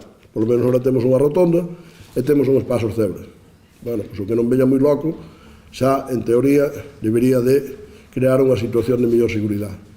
Entón, esas son inconvenientes que temos en este concello, creados por outras administracións, das cuales ustedes son responsables, e para as cuales ustedes piden votos cada vez que hai eleccións. E a outra é a Diputación de Lugo nas súas carreteras, que nosotros temos varias carreteras da Diputación de Lugo, que das 7 ou 8 que temos, non recordo ahora mesmo, teria que ter aquí a lista diante, pois só hai 2 que están arregladas. Nada máis. As outras están intransitables, non un pouco regular, non canchulo suficiente, non, intransitables. Moito peor que hai 20 anos. Estaba moito peor que estaban cando aprobamos este plan general. En ese momento estaban mellor as carreteras da Diputación que están agora. A inmensa maioría delas, excepto 2, que son as que están reparadas. Por lo tanto, supoño que xa esperarían eso, porque xa me escoitaron moitas veces decir o que penso do plan general. Un plan general, unhas normas subsidiarias que teñen a actuación de recoller absolutamente todo o municipio, que teñen 30 núcleos onde hai 27 parroquias. Me parece que 30 ou algo máis de 30. O sea, en todas as parroquias como mínimo hai un núcleo onde se pode construir para esa teoría que tanto defendemos todos e que tan pouco cumplimos, ou que tan pouco cumplen moitos, de asentamiento no rural. Posibilidade de construir. Posibilidade de levar a eses núcleos todo tipo de servicios. Carreteras, auga, e fibra óptica. Incluso estamos empezando co saneamento, que é imposible chegar a todos, pola dispersión e o tamaño que ten este concello. E despois, por outro lado, resulta que as outras administracións que tiñan que axudarnos e que tiñan que ser máis ou menos coherentes. E se eu vou a... quero vivir en, eu que sei, pois imaginémonos en Aspai. Pois teño que ir todo por carretera da Diputación. E claro, se eu veño de Lugo ou da Coruña para ver de querer fazer unha casa en Aspai, aunque teña, cando digo Aspai, podo referirme a Francos, podo referirme a Martul, podo referirme a Candai, podo referirme a Parada, podo referirme a Galloso, me vale igual. Ou podo referirme incluso a Mosteiro, que está aquí máis cerca, ou a Bonxe. Pois temos que ir por unhas carreteras que non me extraña, calquera que veña de fora, con intención de comprar un terreno aquí para fazer unha casa, que eso o asuste. Aunque despois chega ali, e os últimos tramos que a carretera municipal teñan unha condición aceptable, chega ali e teña boa energía eléctrica, chega ali e teña a posibilidade de conectarse á rede de auga, e chega ali e teña fibra óptica como se estuviera no centro de Lugo. Pero de entrada, ten un tramo moi malo e en moi malas condicións que, evidentemente, pois eso non nos axuda a ser atractivos, non nos axuda para nada. Pero, bueno, eso non o podemos resolver. Espero que podamos resolver cando teñamos a maioría na Diputación de Lugo, que espero que seña máis pronto que tarde, porque o ciudadano oralá se corta de que as cousas básicas, calquera administración, se non as fai, non merece gobernala. Eso é o que opino eu. Por lo tanto, eu creo que máis ou menos queda contestado todo o que ustedes nos decían.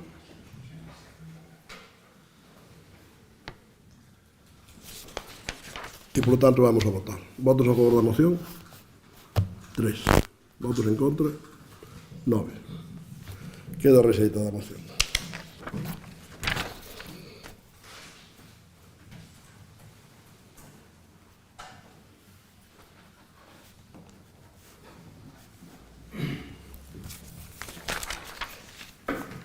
Temos unha moción do PP, que eu creo que teñen todos, ou non a teñen todos? Teñen a todos. Pois se teñen todos, na forra en olela.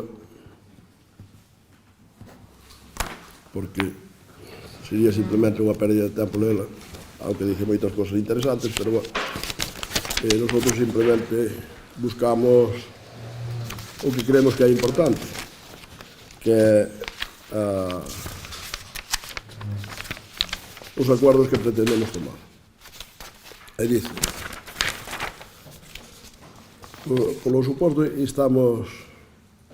solicitamos instar ao Goberno de España a agilizar o proceso de homologación de titulados. Estamos falando, quero ler tamén o encabezado, moción do Grupo Popular do Concello de Tenerrei sobre déficit sobre o déficit dos médicos de atención primaria. A dificultad que hai en Galicia e en España no déficit de médicos de atención primaria. E poñer os puntos sobre as is e para que todos os ciudadanos conozcan onde están os problemas porque non os hai. Porque en España, a veces, esta política descentralizadora, que eu creo que nos ajudou a avanzar moito e a mellorar moito as comunidades autónomas, pois ten certos, eu entendo que ten certas problemáticas que, ao mellor, non lle deixan perfectamente claro aos ciudadanos cando algo non funciona ben, porque non funciona ben. Porque os políticos, como xa acabamos de ver aquí nestas mocións que presentamos, sobre todo na primeira, que a seriedade brilla pola súa ausencia e a verdade máis todavía, pois, claro, a veces os ciudadanos interpretan e non saben moi ben por que pasan as cousas, ou por culpa de quen pasan as cousas. E iso é o que eu creo que temos que aclararlles. Entón, nosotros temos unha problemática que...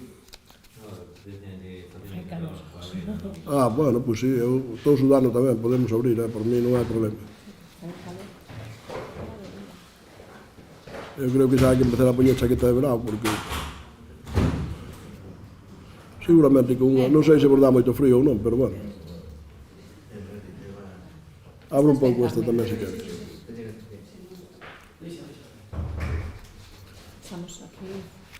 Bueno, continuando co que estaba dicindo, o sea, motivando un pouco porque facemos esta moción. Esta moción vai un pouco para reclamar os seus debidos responsables e para que os ciudadanos, ao final, teñan conciencia do que pasa neste país. O está pasando que temos un gran déficit de médicos de atención primaria, sobre todo nos centros de salud e sobre todo en pediatras e en médicos. Porque constantemente se están vendo conflitos en moitos sitios de Galicia e de fora de Galicia, porque o problema non é de Galicia. Galicia ten un problema, pero é un problema que non é único. E todo o problema é que non hai médicos suficientes, que non hai pediatras suficientes, que aquí mismo xa vivimos esa situación, estamos vivindo, e entonces, para que quede claro, eu non son especialista na materia, pero bueno, simplemente utilizando o sentido común e conocendo un pouco como funciona este país, pois aquí hai unha serie de cuestións que as competencias están no Estado e outra serie de cuestións no tema de sanidade que están na Xunta de Galicia, en Galicia, en outros sitios, nas diversas comunidades autónomas. Entón resulta que os médicos os contrata a Xunta de Galicia, pero quen autoriza a creación de plazas de médicos é o Estado. Entón, se non se autorizan a creación de novas plazas, se non hai novas plazas autorizadas polo Ministerio, non pode haber posibilidade de contratar. O único que pode fazer a Xunta é ser injusta e darlle médicos a unhas e a outros non. E iso non está facendo, non pode fazer e non o debe facer. Entón, eu creo que nós o que temos que dirigirnos é ao Goberno de España é dicirlle que resolva, polo menos darlle unha serie de pautas, a ver se nos fai caso, claro. Entre elas, lle dicimos, agilizar o proceso de homologación de titulares de profesionais sanitarios mentre non se transfiera esta competencia á Comunidade de Galicia, porque non está transferida. Entón, se temos profesionales de outros países, pois homologuémolos o máis rápido posible para que poidamos ter máis médicos e para que a Xunta de Galicia os poida contratar. Porque se os pode contratar, pois entonces si estará a pelota na seu tellado, se os contrata ou non os contrata. Incorporar de maneira inmediata as novas plazas acreditadas á oferta formativa de especialistas. Punto número 2. Punto número 3. Modificar o Estatuto Marco para elevar ata os 72 anos da idade máxima para a exerción de profesión médica. O sea, isto non é para obligar a nadie a traballar hasta os 72 anos, é para permitirlle traballar ao que queira traballar. Porque agora non se lle permite non máis que hasta os 70. Entón, se hai médicos do tipo que seña, que son necesarios e que teñen interés en seguir traballando, pois que o fagan, porque eso nos pode axudar a resolver ese déficit. Porque non olvidemos unha cousa, como aquí non houve previsión, como o Goberno Central non preveu e non cumpliu as súas obligacións, resulta que un médico non é mañá a dicir, oye, queremos médicos, que amplíe as plazas da universidade, pero é que levalle 10 anos ser médico. Entón, en moito tempo, por esa vía non se vai dar chegado. Entón, hai que utilizar todas as outras vías, que é o que estamos falando aquí. Acelerar a implantación de especialidade de médicos de urxencia. Quinto, impulsar na línea do que veñen facendo comunidades como Galicia medidas que permitan incentivar as plazas consideradas como de difícil cobertura para así lograr a súa cobertura. Que está pasando con isto? Pois algo moi sencillo. Un médico, como cualquier outro profesional, cando se convocan plazas, ten dereito a elegir. E, evidentemente, pois vai antes a Lugo, por falar de Galicia, que é a capital da provincia, que vai, pois eu que sei, a Piedrafita, ou que vai a non sei, a calquera zona. Entonces, que pasa? Pois esas zonas que están moi deprimidas, que ademais cada día teñen menos población, que cada día é máis difícil asentar a población, pois nesas zonas pois é máis difícil que haxa médicos, porque, evidentemente, o médico, como calquer outro traballador, non se lle pode obligar, ten unha serie de dereitos, e cando concursa, pois concursa a plaza de Lugo en vez de concursar a plaza de, eu que sei, de Muras. E a de Muras queda vacante porque non hai médicos suficientes. Entón, iso é un problema gravísimo. Entón, pois, a Xunta que estuvo implantando medidas para mellorar esas zonas de difícil cobertura, pois, o que decíamos, impulsar na línea que vayan facendo comunidades como a Xunta de Galicia, medidas que permitan incentivar as plazas consideradas como de difícil cobertura para así lograr a súa cobertura.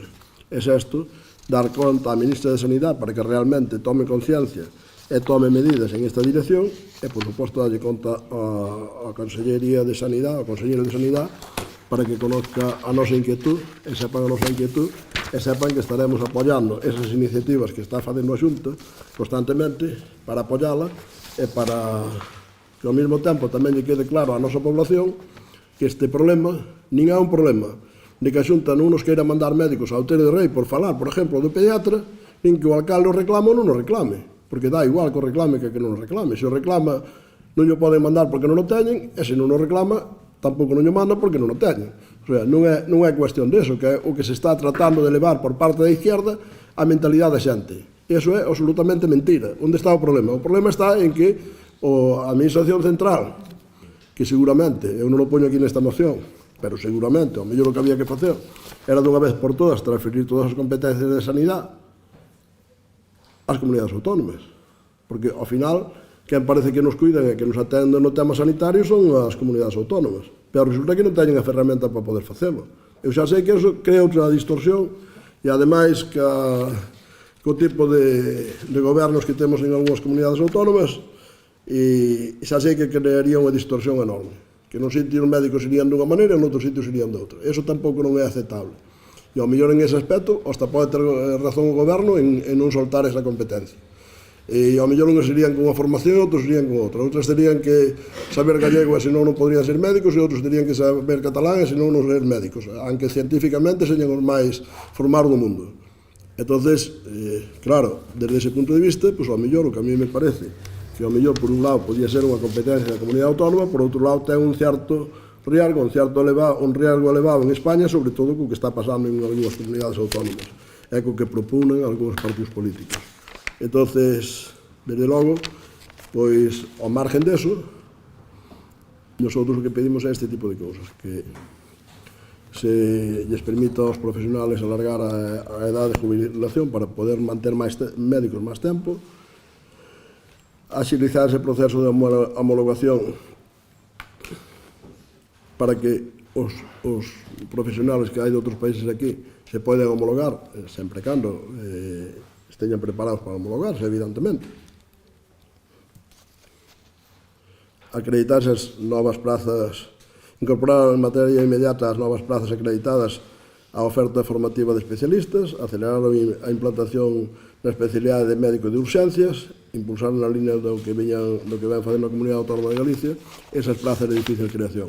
Esa é a proposta que facemos nós e que creemos que é lógica, razonable e necesaria para que o máis rapidamente posible, que non vai poder ser inmediata por esa dificultad, ese déficit que ahora mismo, o máis rapidamente posible vayamos corregindo esa situación de déficit de médicos que hai en moitos sitios e que onde máis hai é nos sitios máis necesitados, onde a población máis vella, máis envellecida vive, que son os concellos máis aislados, máis pequenos, e que aí é onde queren ir menos os médicos, simplemente por nada, por lógica, porque faríamos calquera profesional de calquera cousa, calquer traballador, non?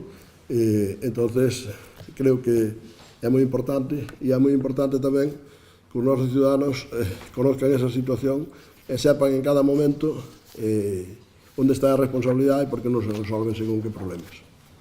Non sei se queren fazer alguna intervención neste Bénega.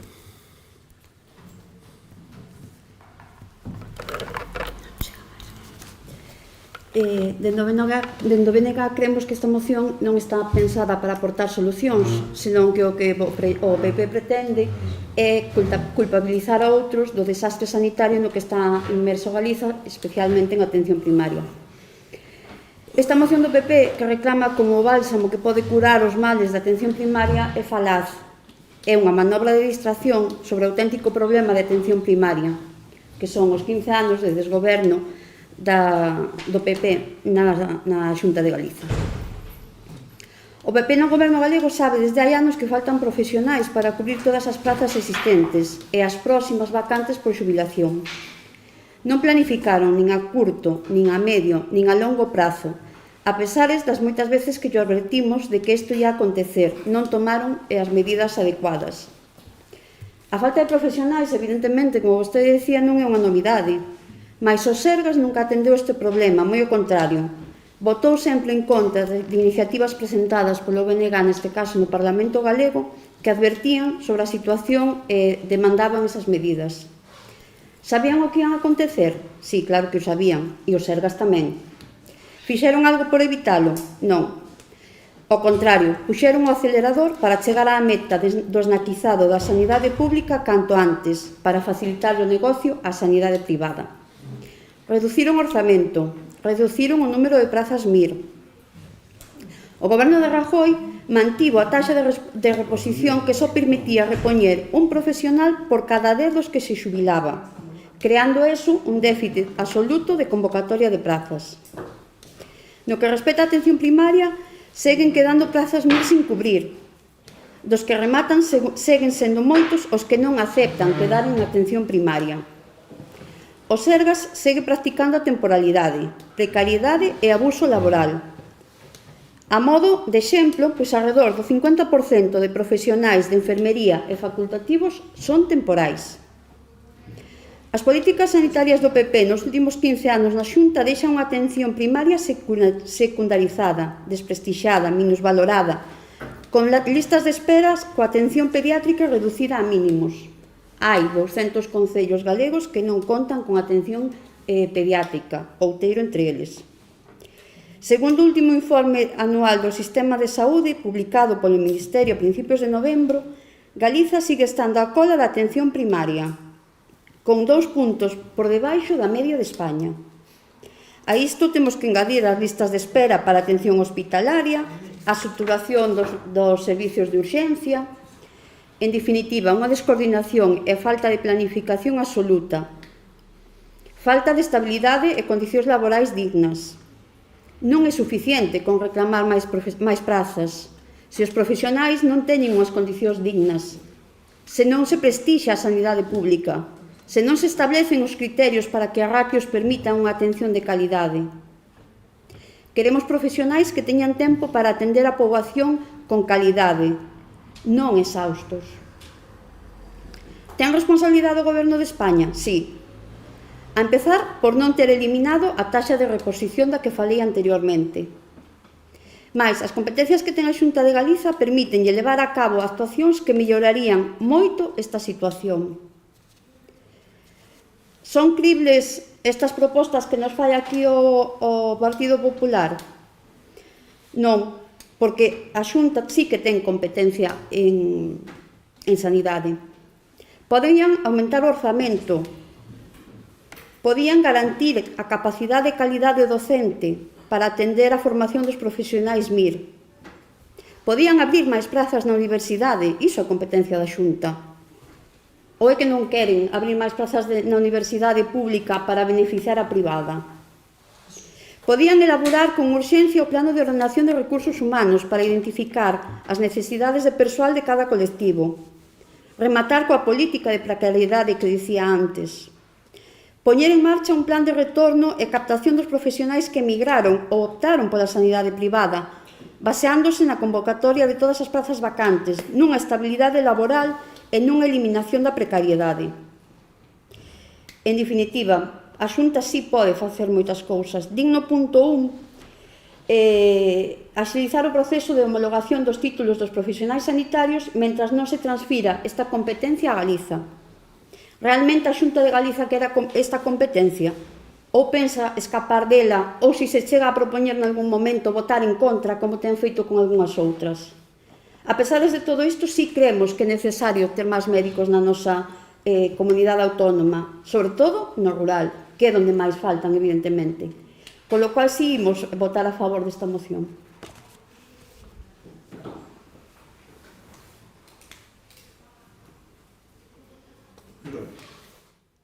Vexo que titulan a súa moción facendo referencia ao déficit de médicos de atención primaria. Sen embargo, non vexo claramente cales son os seus obxectivos no momento no que instan ao Goberno de España, a súa ministra de Sanidade, a diferentes accións, entre elas, aumentar os 72 anos da idade máxima, como se comentou desde o BNG, por exemplo, do exercicio médico. Algo que chama a atención se o que buscan vostedes é darlle solución a este problema que se ven arrastrando desde hai moitísimos anos.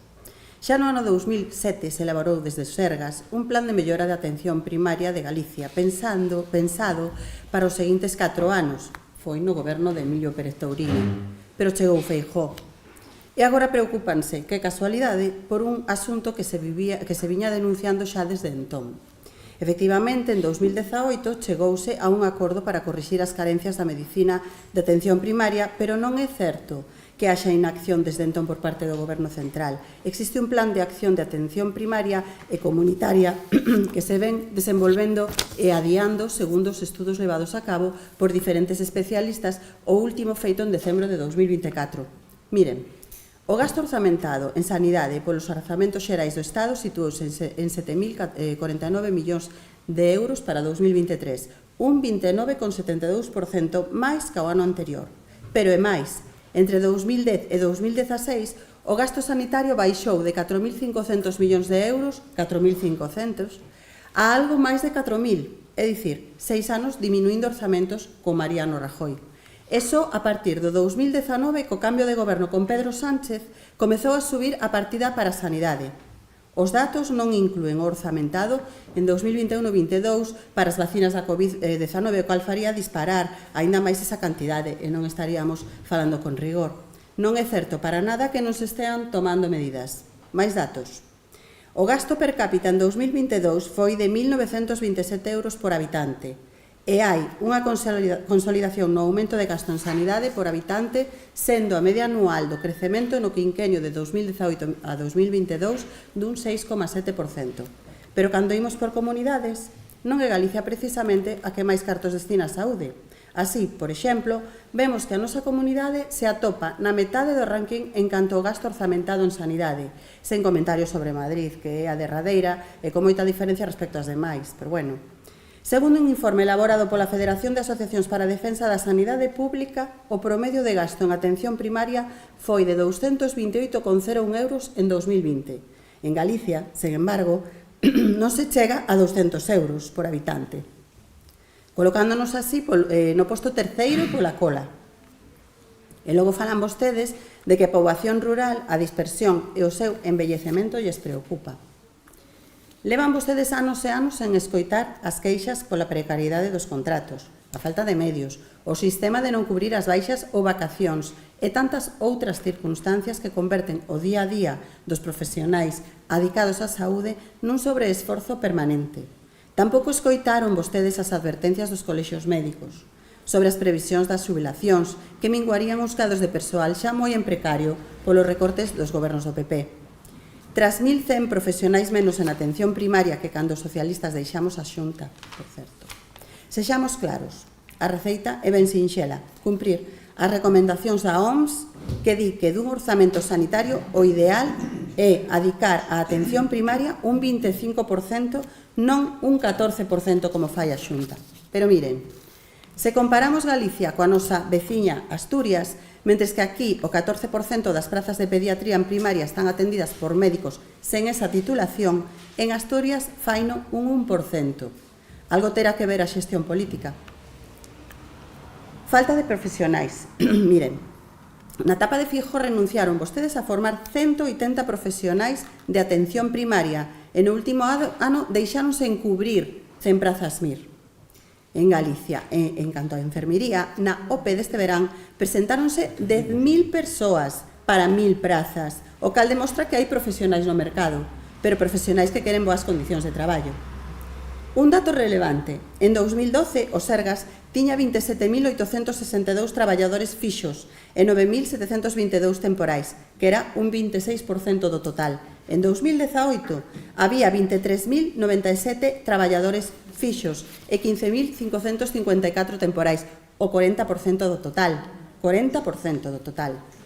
Deixen de botarlle a culpa a outro e miren para si mesmos, porque a solución pasa por destinar máis medios a unha sanidade galega cada vez máis precaria. Nada máis.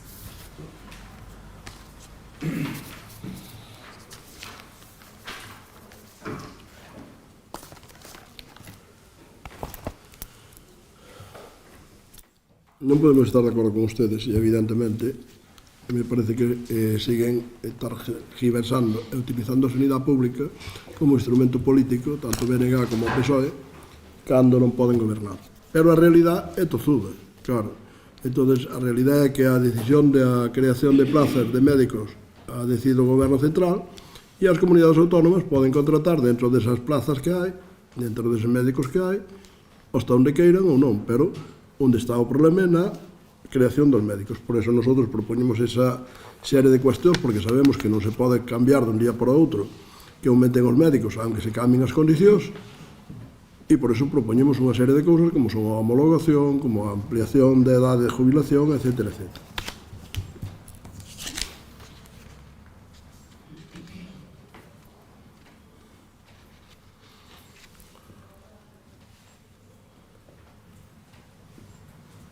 Advertiron no Parlamento de Galicia, dice o BNG, pero que fixeron no Goberno Central, onde ustedes dicen moitas veces que son decisivos? Que fixeron? Ustedes, claro, como se o veñen a advertir ao Concello de Outeiro de Rei, non dicen, oye, non, que non van a ter ustedes médicos. E nosotros que podemos facer? Pois nada. Pois iso é o que fan ustedes. Ustedes o que fan é demagogia e ler unha argumentación que lle dan. Iso é o que fan.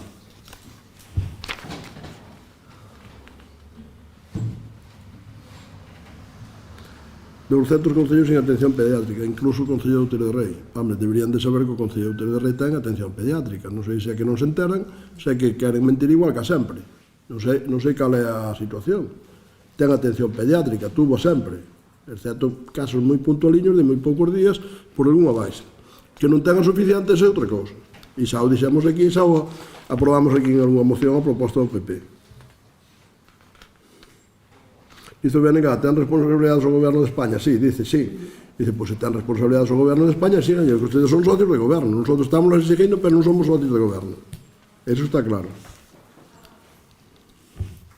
E dediquen recursos a eso, que seguramente que era máis lógico que dedicaran recursos a esos que a perdonar as deudas dos nacionalistas, os que despilfarraron o diñeiro.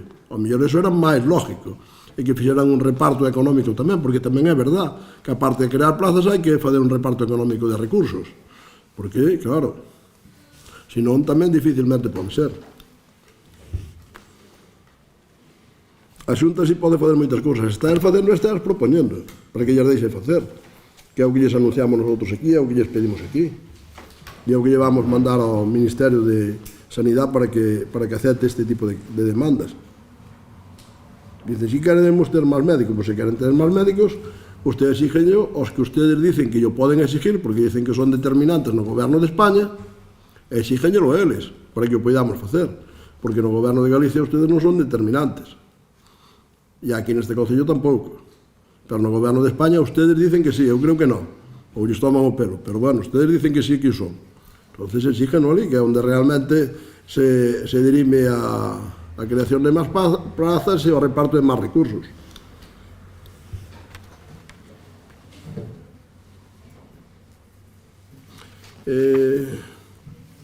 Non me podo conter sin responderlle porque os coito moitas veces, sin responderlle ao que fixo Mariano Rajoy. É que non me podo conter. Porque hai unha cousa que é verdad, que Mariano Rajoy recortou gastos en moitas cousas. En moitas. En moitísimas. Pero que Mariano Rajoy colleu un país en quiebra, que estábamos a punto de ser intervidos. Ustedes poden se rir ou non, pero é que houve unha serie de países en Europa que foron intervidos. España estaba no punto de mira da Unión Europea para intervirla. E gracias a Mariano Rajoy non se interviu. E gracias á gestión de Mariano Rajoy non se interviu. Claro, se realmente un presidente do goberno colle o país na ruína, pois evidentemente non pode aumentar os recursos, eso é evidente. Pero ustedes, que están nunha situación bollante, que están endeudando ao país a un ritmo de máis de 250 millóns de euros cada día, que ademais recibiron unha inyección da Unión Europea de 170 ou 180 mil millóns, que é algo impensable desde o plan Marshall en Europa, e resulta que non son capaces de atender as cousas básicas, non son capaces de atender as autovías, que se caen os puentes e están cheas de fochancas, non son capaces de atender desde outras administracións, que eu decía antes, como son, pero non son capaces tampouco de atender a sanidade nas súas obligacións. Bueno, eu creo que da sanidade, agora que ustedes recordan tanto algunhas cousas que pasaron, eu boto en falta que nosotros non recordemos de vez en cando as decisións que tomaron ustedes en sanidade ao largo da pandemia, que morreron miles de persoas por culpa das decisións que tomaron. De tomar decisións de encerrarnos incumplindo os mandatos constitucionales e meternos a todos os españoles encerrados nas nosas casas. Unha sentencia do Tribunal Constitucional dicindo que era ilegal e ustedes se quedan todos tan tranquilos. Claro. Entón, ahora, ustedes van a decirnos que Mariano Rajoy que encontrou un país en quiebra e non puxo recursos suficientes. Que non están poñendo recursos suficientes, claro, non os están poñendo porque os teñen que dedicar a comprar os votos para o seu presidente Pedro Sánchez, aos nacionalistas, para que fagan con eles o que lles dé a gana, que dicía outro día unha noticia que desde que chegou o seu presidente, como se chama? Presidente de Cataluña, a ver, Illa, que xa invertiron 30.000 millóns máis en estructura da comunidade autónoma, en estructuras de creación. Eso había unha noticia outro día na prensa, que invertiron xa 30.000 millóns máis desde que chegou Illa con Esquerra Republicana. Claro, é que os recursos de España se están indo pola alcantarilla. Ao margen de outras cousas que hai de aspecto judicial que por aí están, que non vou entrar nelas, pero que están na mente de todo o mundo. Pero é que esas cousas, que son tan gravísimas que ustedes piden responsabilidades a outros gobiernos a veces porque alguén se morreu en algún sitio, e resulta que con ustedes morreron máis de 100.000 personas por culpa de non dar as informacións correctamente na situación de pandemia, aparte dos negocios que se fixeron con as mascarillas. Pois vamos a ver, e ustedes teñen ainda o valor de recriminarlles aos demais e de decir que Mariano Rajoy fixo non sei que. Pero vamos a ver, hombre, seamos serios. É que neste país hai que estar recordando moitas cousas cada pouco tempo, porque aquí se non as recordamos parece que eso xa pasou, parece que eso que foi xa na era da Edad Media. Pois non, señor, eso foi de fai poucos días co goberno de Pedro Sánchez. Claro, onde cumpliu un mandato constitucional, nos encerrou a todos os españoles, que xa me gustaría que pasara con o goberno do PP a que se montaría. Evidentemente non pasaría, que non encerraría a todos os españoles. E evidentemente, por non dar as noticias que as conocían en China, en Italia e en España, e porque había que fazer unha festa para o tema a ver se eu non me salvo, do 8M, pois resulta que por todo eso se infectaron miles e miles de personas e morreron 100.000 personas en España. Claro, evidentemente.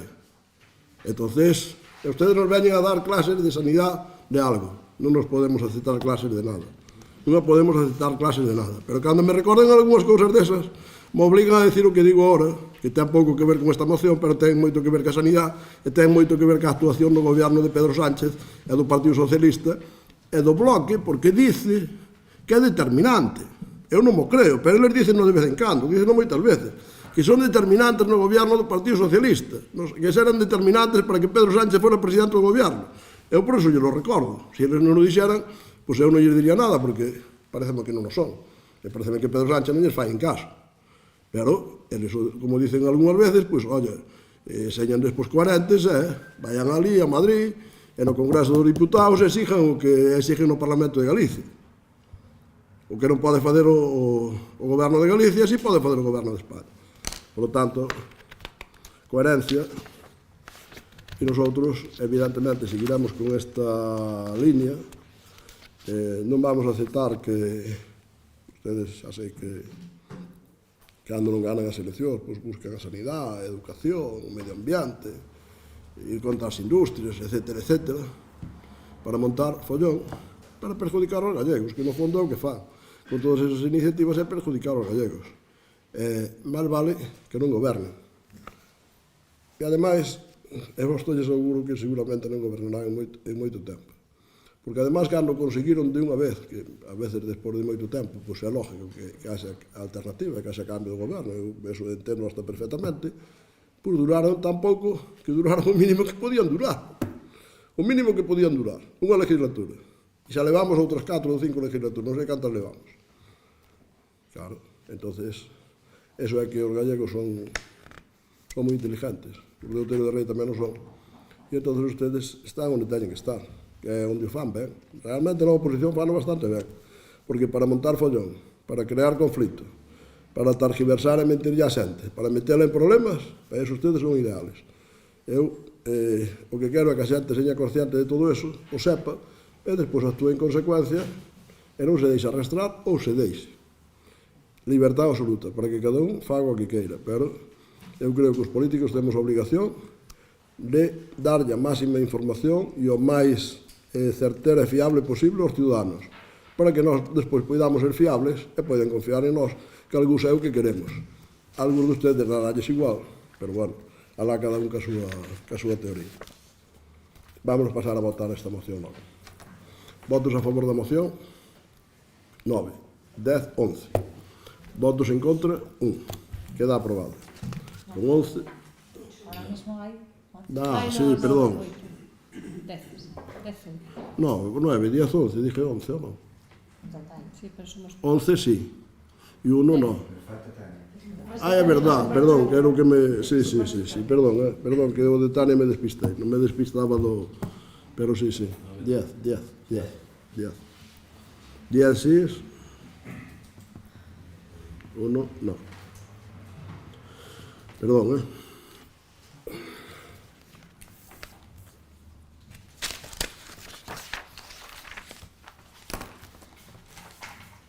Punto número...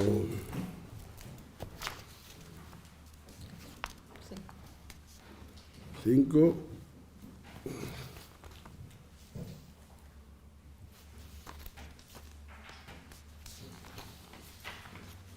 Expediente 1046, o xulgado de paz para a elección de novo xuez de paz.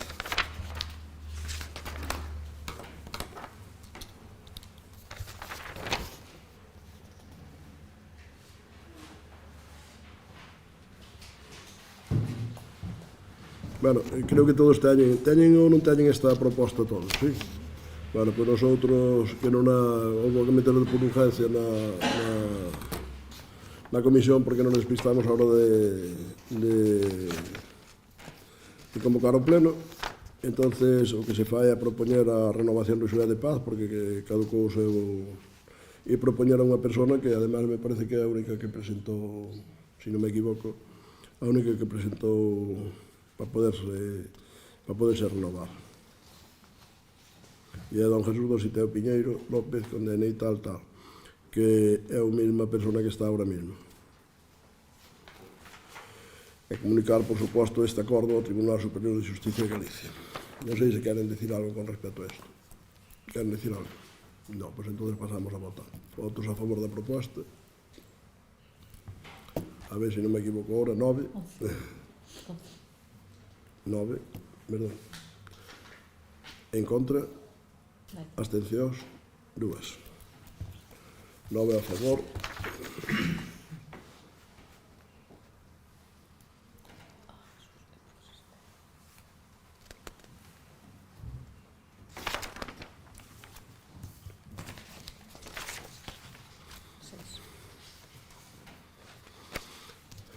E punto número 6. Toma de coñecemento por parte do Pleno do escrito de renuncia do concelleiro nacionalista Xosé Ferreiro Fernández. O señor Ferreiro Fernández, que xa nos anunciou aquí fora de pleno na vez pasada, presenta a súa renuncia e nosotros tomamos conocimiento desta renuncia e o señor concelleiro don José Ferreiro deixa de ser concejal a partir deste momento. Unha breve intervención ou... Sí. Nada, xa dixo un outro día fora do pleno, simplemente eso, que é unha renuncia completamente por motivos normais, persoais e de, bueno, que novos tempos se aveciñan, co cal fai falta tamén xente nova nas organizacións políticas que leven eso adiante. A parte, eu sempre creín que a política era algo temporal, non era algo... non deberá ser nunca desde o meu punto de vista, unha profesión. En todo caso, simplemente decir que me vou satisfeito e contento, entre outras cousas, porque creo que sempre fun coherente co que eu pensaba, equivocadamente ou non, entón sempre tentei ser coherente co que eu pensaba e nunca me deixei tentar por poderes raros ou por despachos, etc., sempre defendín no que eu creía para ben ou para mal, non? En ese sentido vou moi contento e ainda así tendo uns resultados, un apoio dos veciños e das veciñas, eu creo que máis que razonable no que é o contexto do BNG na comarca de Lugo. Dicir que levo moi boas experiencias, coñecín a moitísima xente dentro da miña organización e fora dela, xente moi interesante, creo sinceramente que levo máis amigos que enemigos, creo que bastantes máis, espero non equivocarme. E, bueno, dixen o outro día, non, que tiña que agradecerlle moito a todos os veciños e veciñas que sempre me mostraron, eu creo que podo dicirlo con claridade, o seu cariño e apoio moitas veces, incluso xente que sei que non eran votantes nosos, pero que ainda así sempre tiveron un comportamento exquisitamente correcto comigo. Non podo dicir que haxa un solo veciño ou veciña de Outeiro que en algún momento pois me fixera sentir violento ou me fixera sentir mal. Eso para min é unha gran satisfacción. E, bueno, agradecerlle tamén aos dous concelleiros que foron do meu grupo e que non están aquí, como é, bueno, por distintas razóns, como é o caso de Rita e de Xavier Molinos, dicir que os dous, por motivos distintos e perfectamente justificables, non quixeron seguir de concelleiros, pero que foi unha perda para o bloque que non seguiran, e foi sobre todo unha perda moi importante para o que é a Corporación de Outeiro. Tanto Xavier como Rita aportaban cousas moi boas a esta corporación, e foi unha lástima que non seguiran, pero, bueno, a vida é así, e a roda sigue xirando. Nada máis, disculpade outra vez se algunha vez na miña pasión defendendo aquelas cousas nas que creo, pois como no punto primeiro puiden levantar o tono máis do axeitado, de verdad que non é, bueno, que non, disculpade por elo. E nada, que de verdad que sinto de corazón que creo que levo máis amigos que enemigos en Outeiro e fora de Outeiro. Cada partir de agora, se nos atopemos con veciños por aí, pois falaremos como veciños e nos atoparemos con toda a seguridade. Moitas gracias por todo.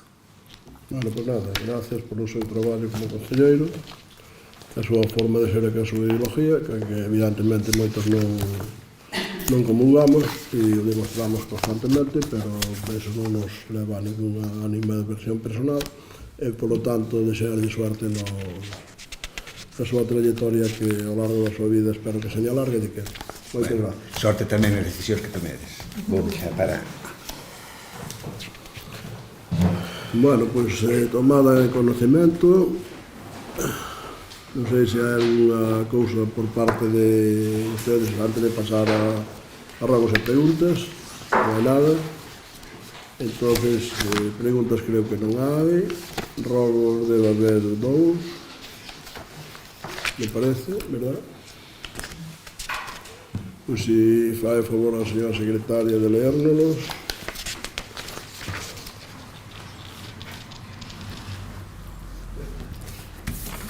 Eu creo que con que nos lea o acordo é suficiente, porque témonos todos, supoño que temos todos os rogos. Téñenos, usted non nos ten, non? Non, vale, pois entón. Vale, pois entón leános, se non nos falta. Los leo entonces. Los leo. Sí, entonces, investigamos. Rogo relativo ao acceso por parte dos concelleiros deste grupo municipal á Porta Medieval e a fontes sitas na villa de Outeiro. Xa en varias ocasións ten solicitado este grupo acceso tanto á fonte que ficara sita no centro da vila de Outeiro como á Porta Medieval que formaba parte do edificio onde hoxe se sitúa a primeira fase do centro de día. Este grupo solicitou acceso en data 11 de xuño, 28 de agosto e 12 de decembro. A ese último escrito de acceso ao Concello nin sequera deu resposta, malia a obriga legal de dar resposta no prazo de 5 días naturais dende a súa presentación. No mesmo día que registramos este rogo, facemos un xa cuarto exercicio de acceso que sospeitamos correrá a mesma sorte que os previos.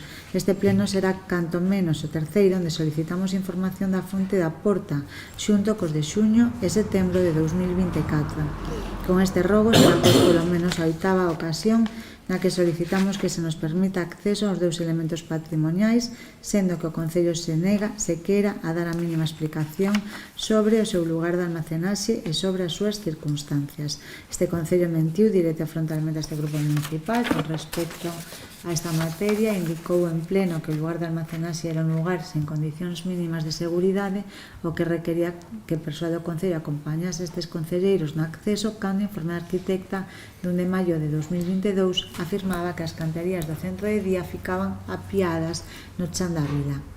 Non parece este, en modo algún, lugar inseguro, non sendo pola cantidade de silvas e ortigas que teñen crecido no lugar e que, sen dúbida, están deteriorando calquera elemento que puidese ficar debaixo delas. Por todo exposto, rogo instar ao equipo de goberno a que o Concello de Outeiro de Rei permita de xeito inmediato ao Grupo Municipal do BNG de Outeiro de Rei acceso tanto a fonte que estivo xita no centro da vila como os elementos de canteiría da porta medieval que en tempos formara parte do que hoxe é o centro de día.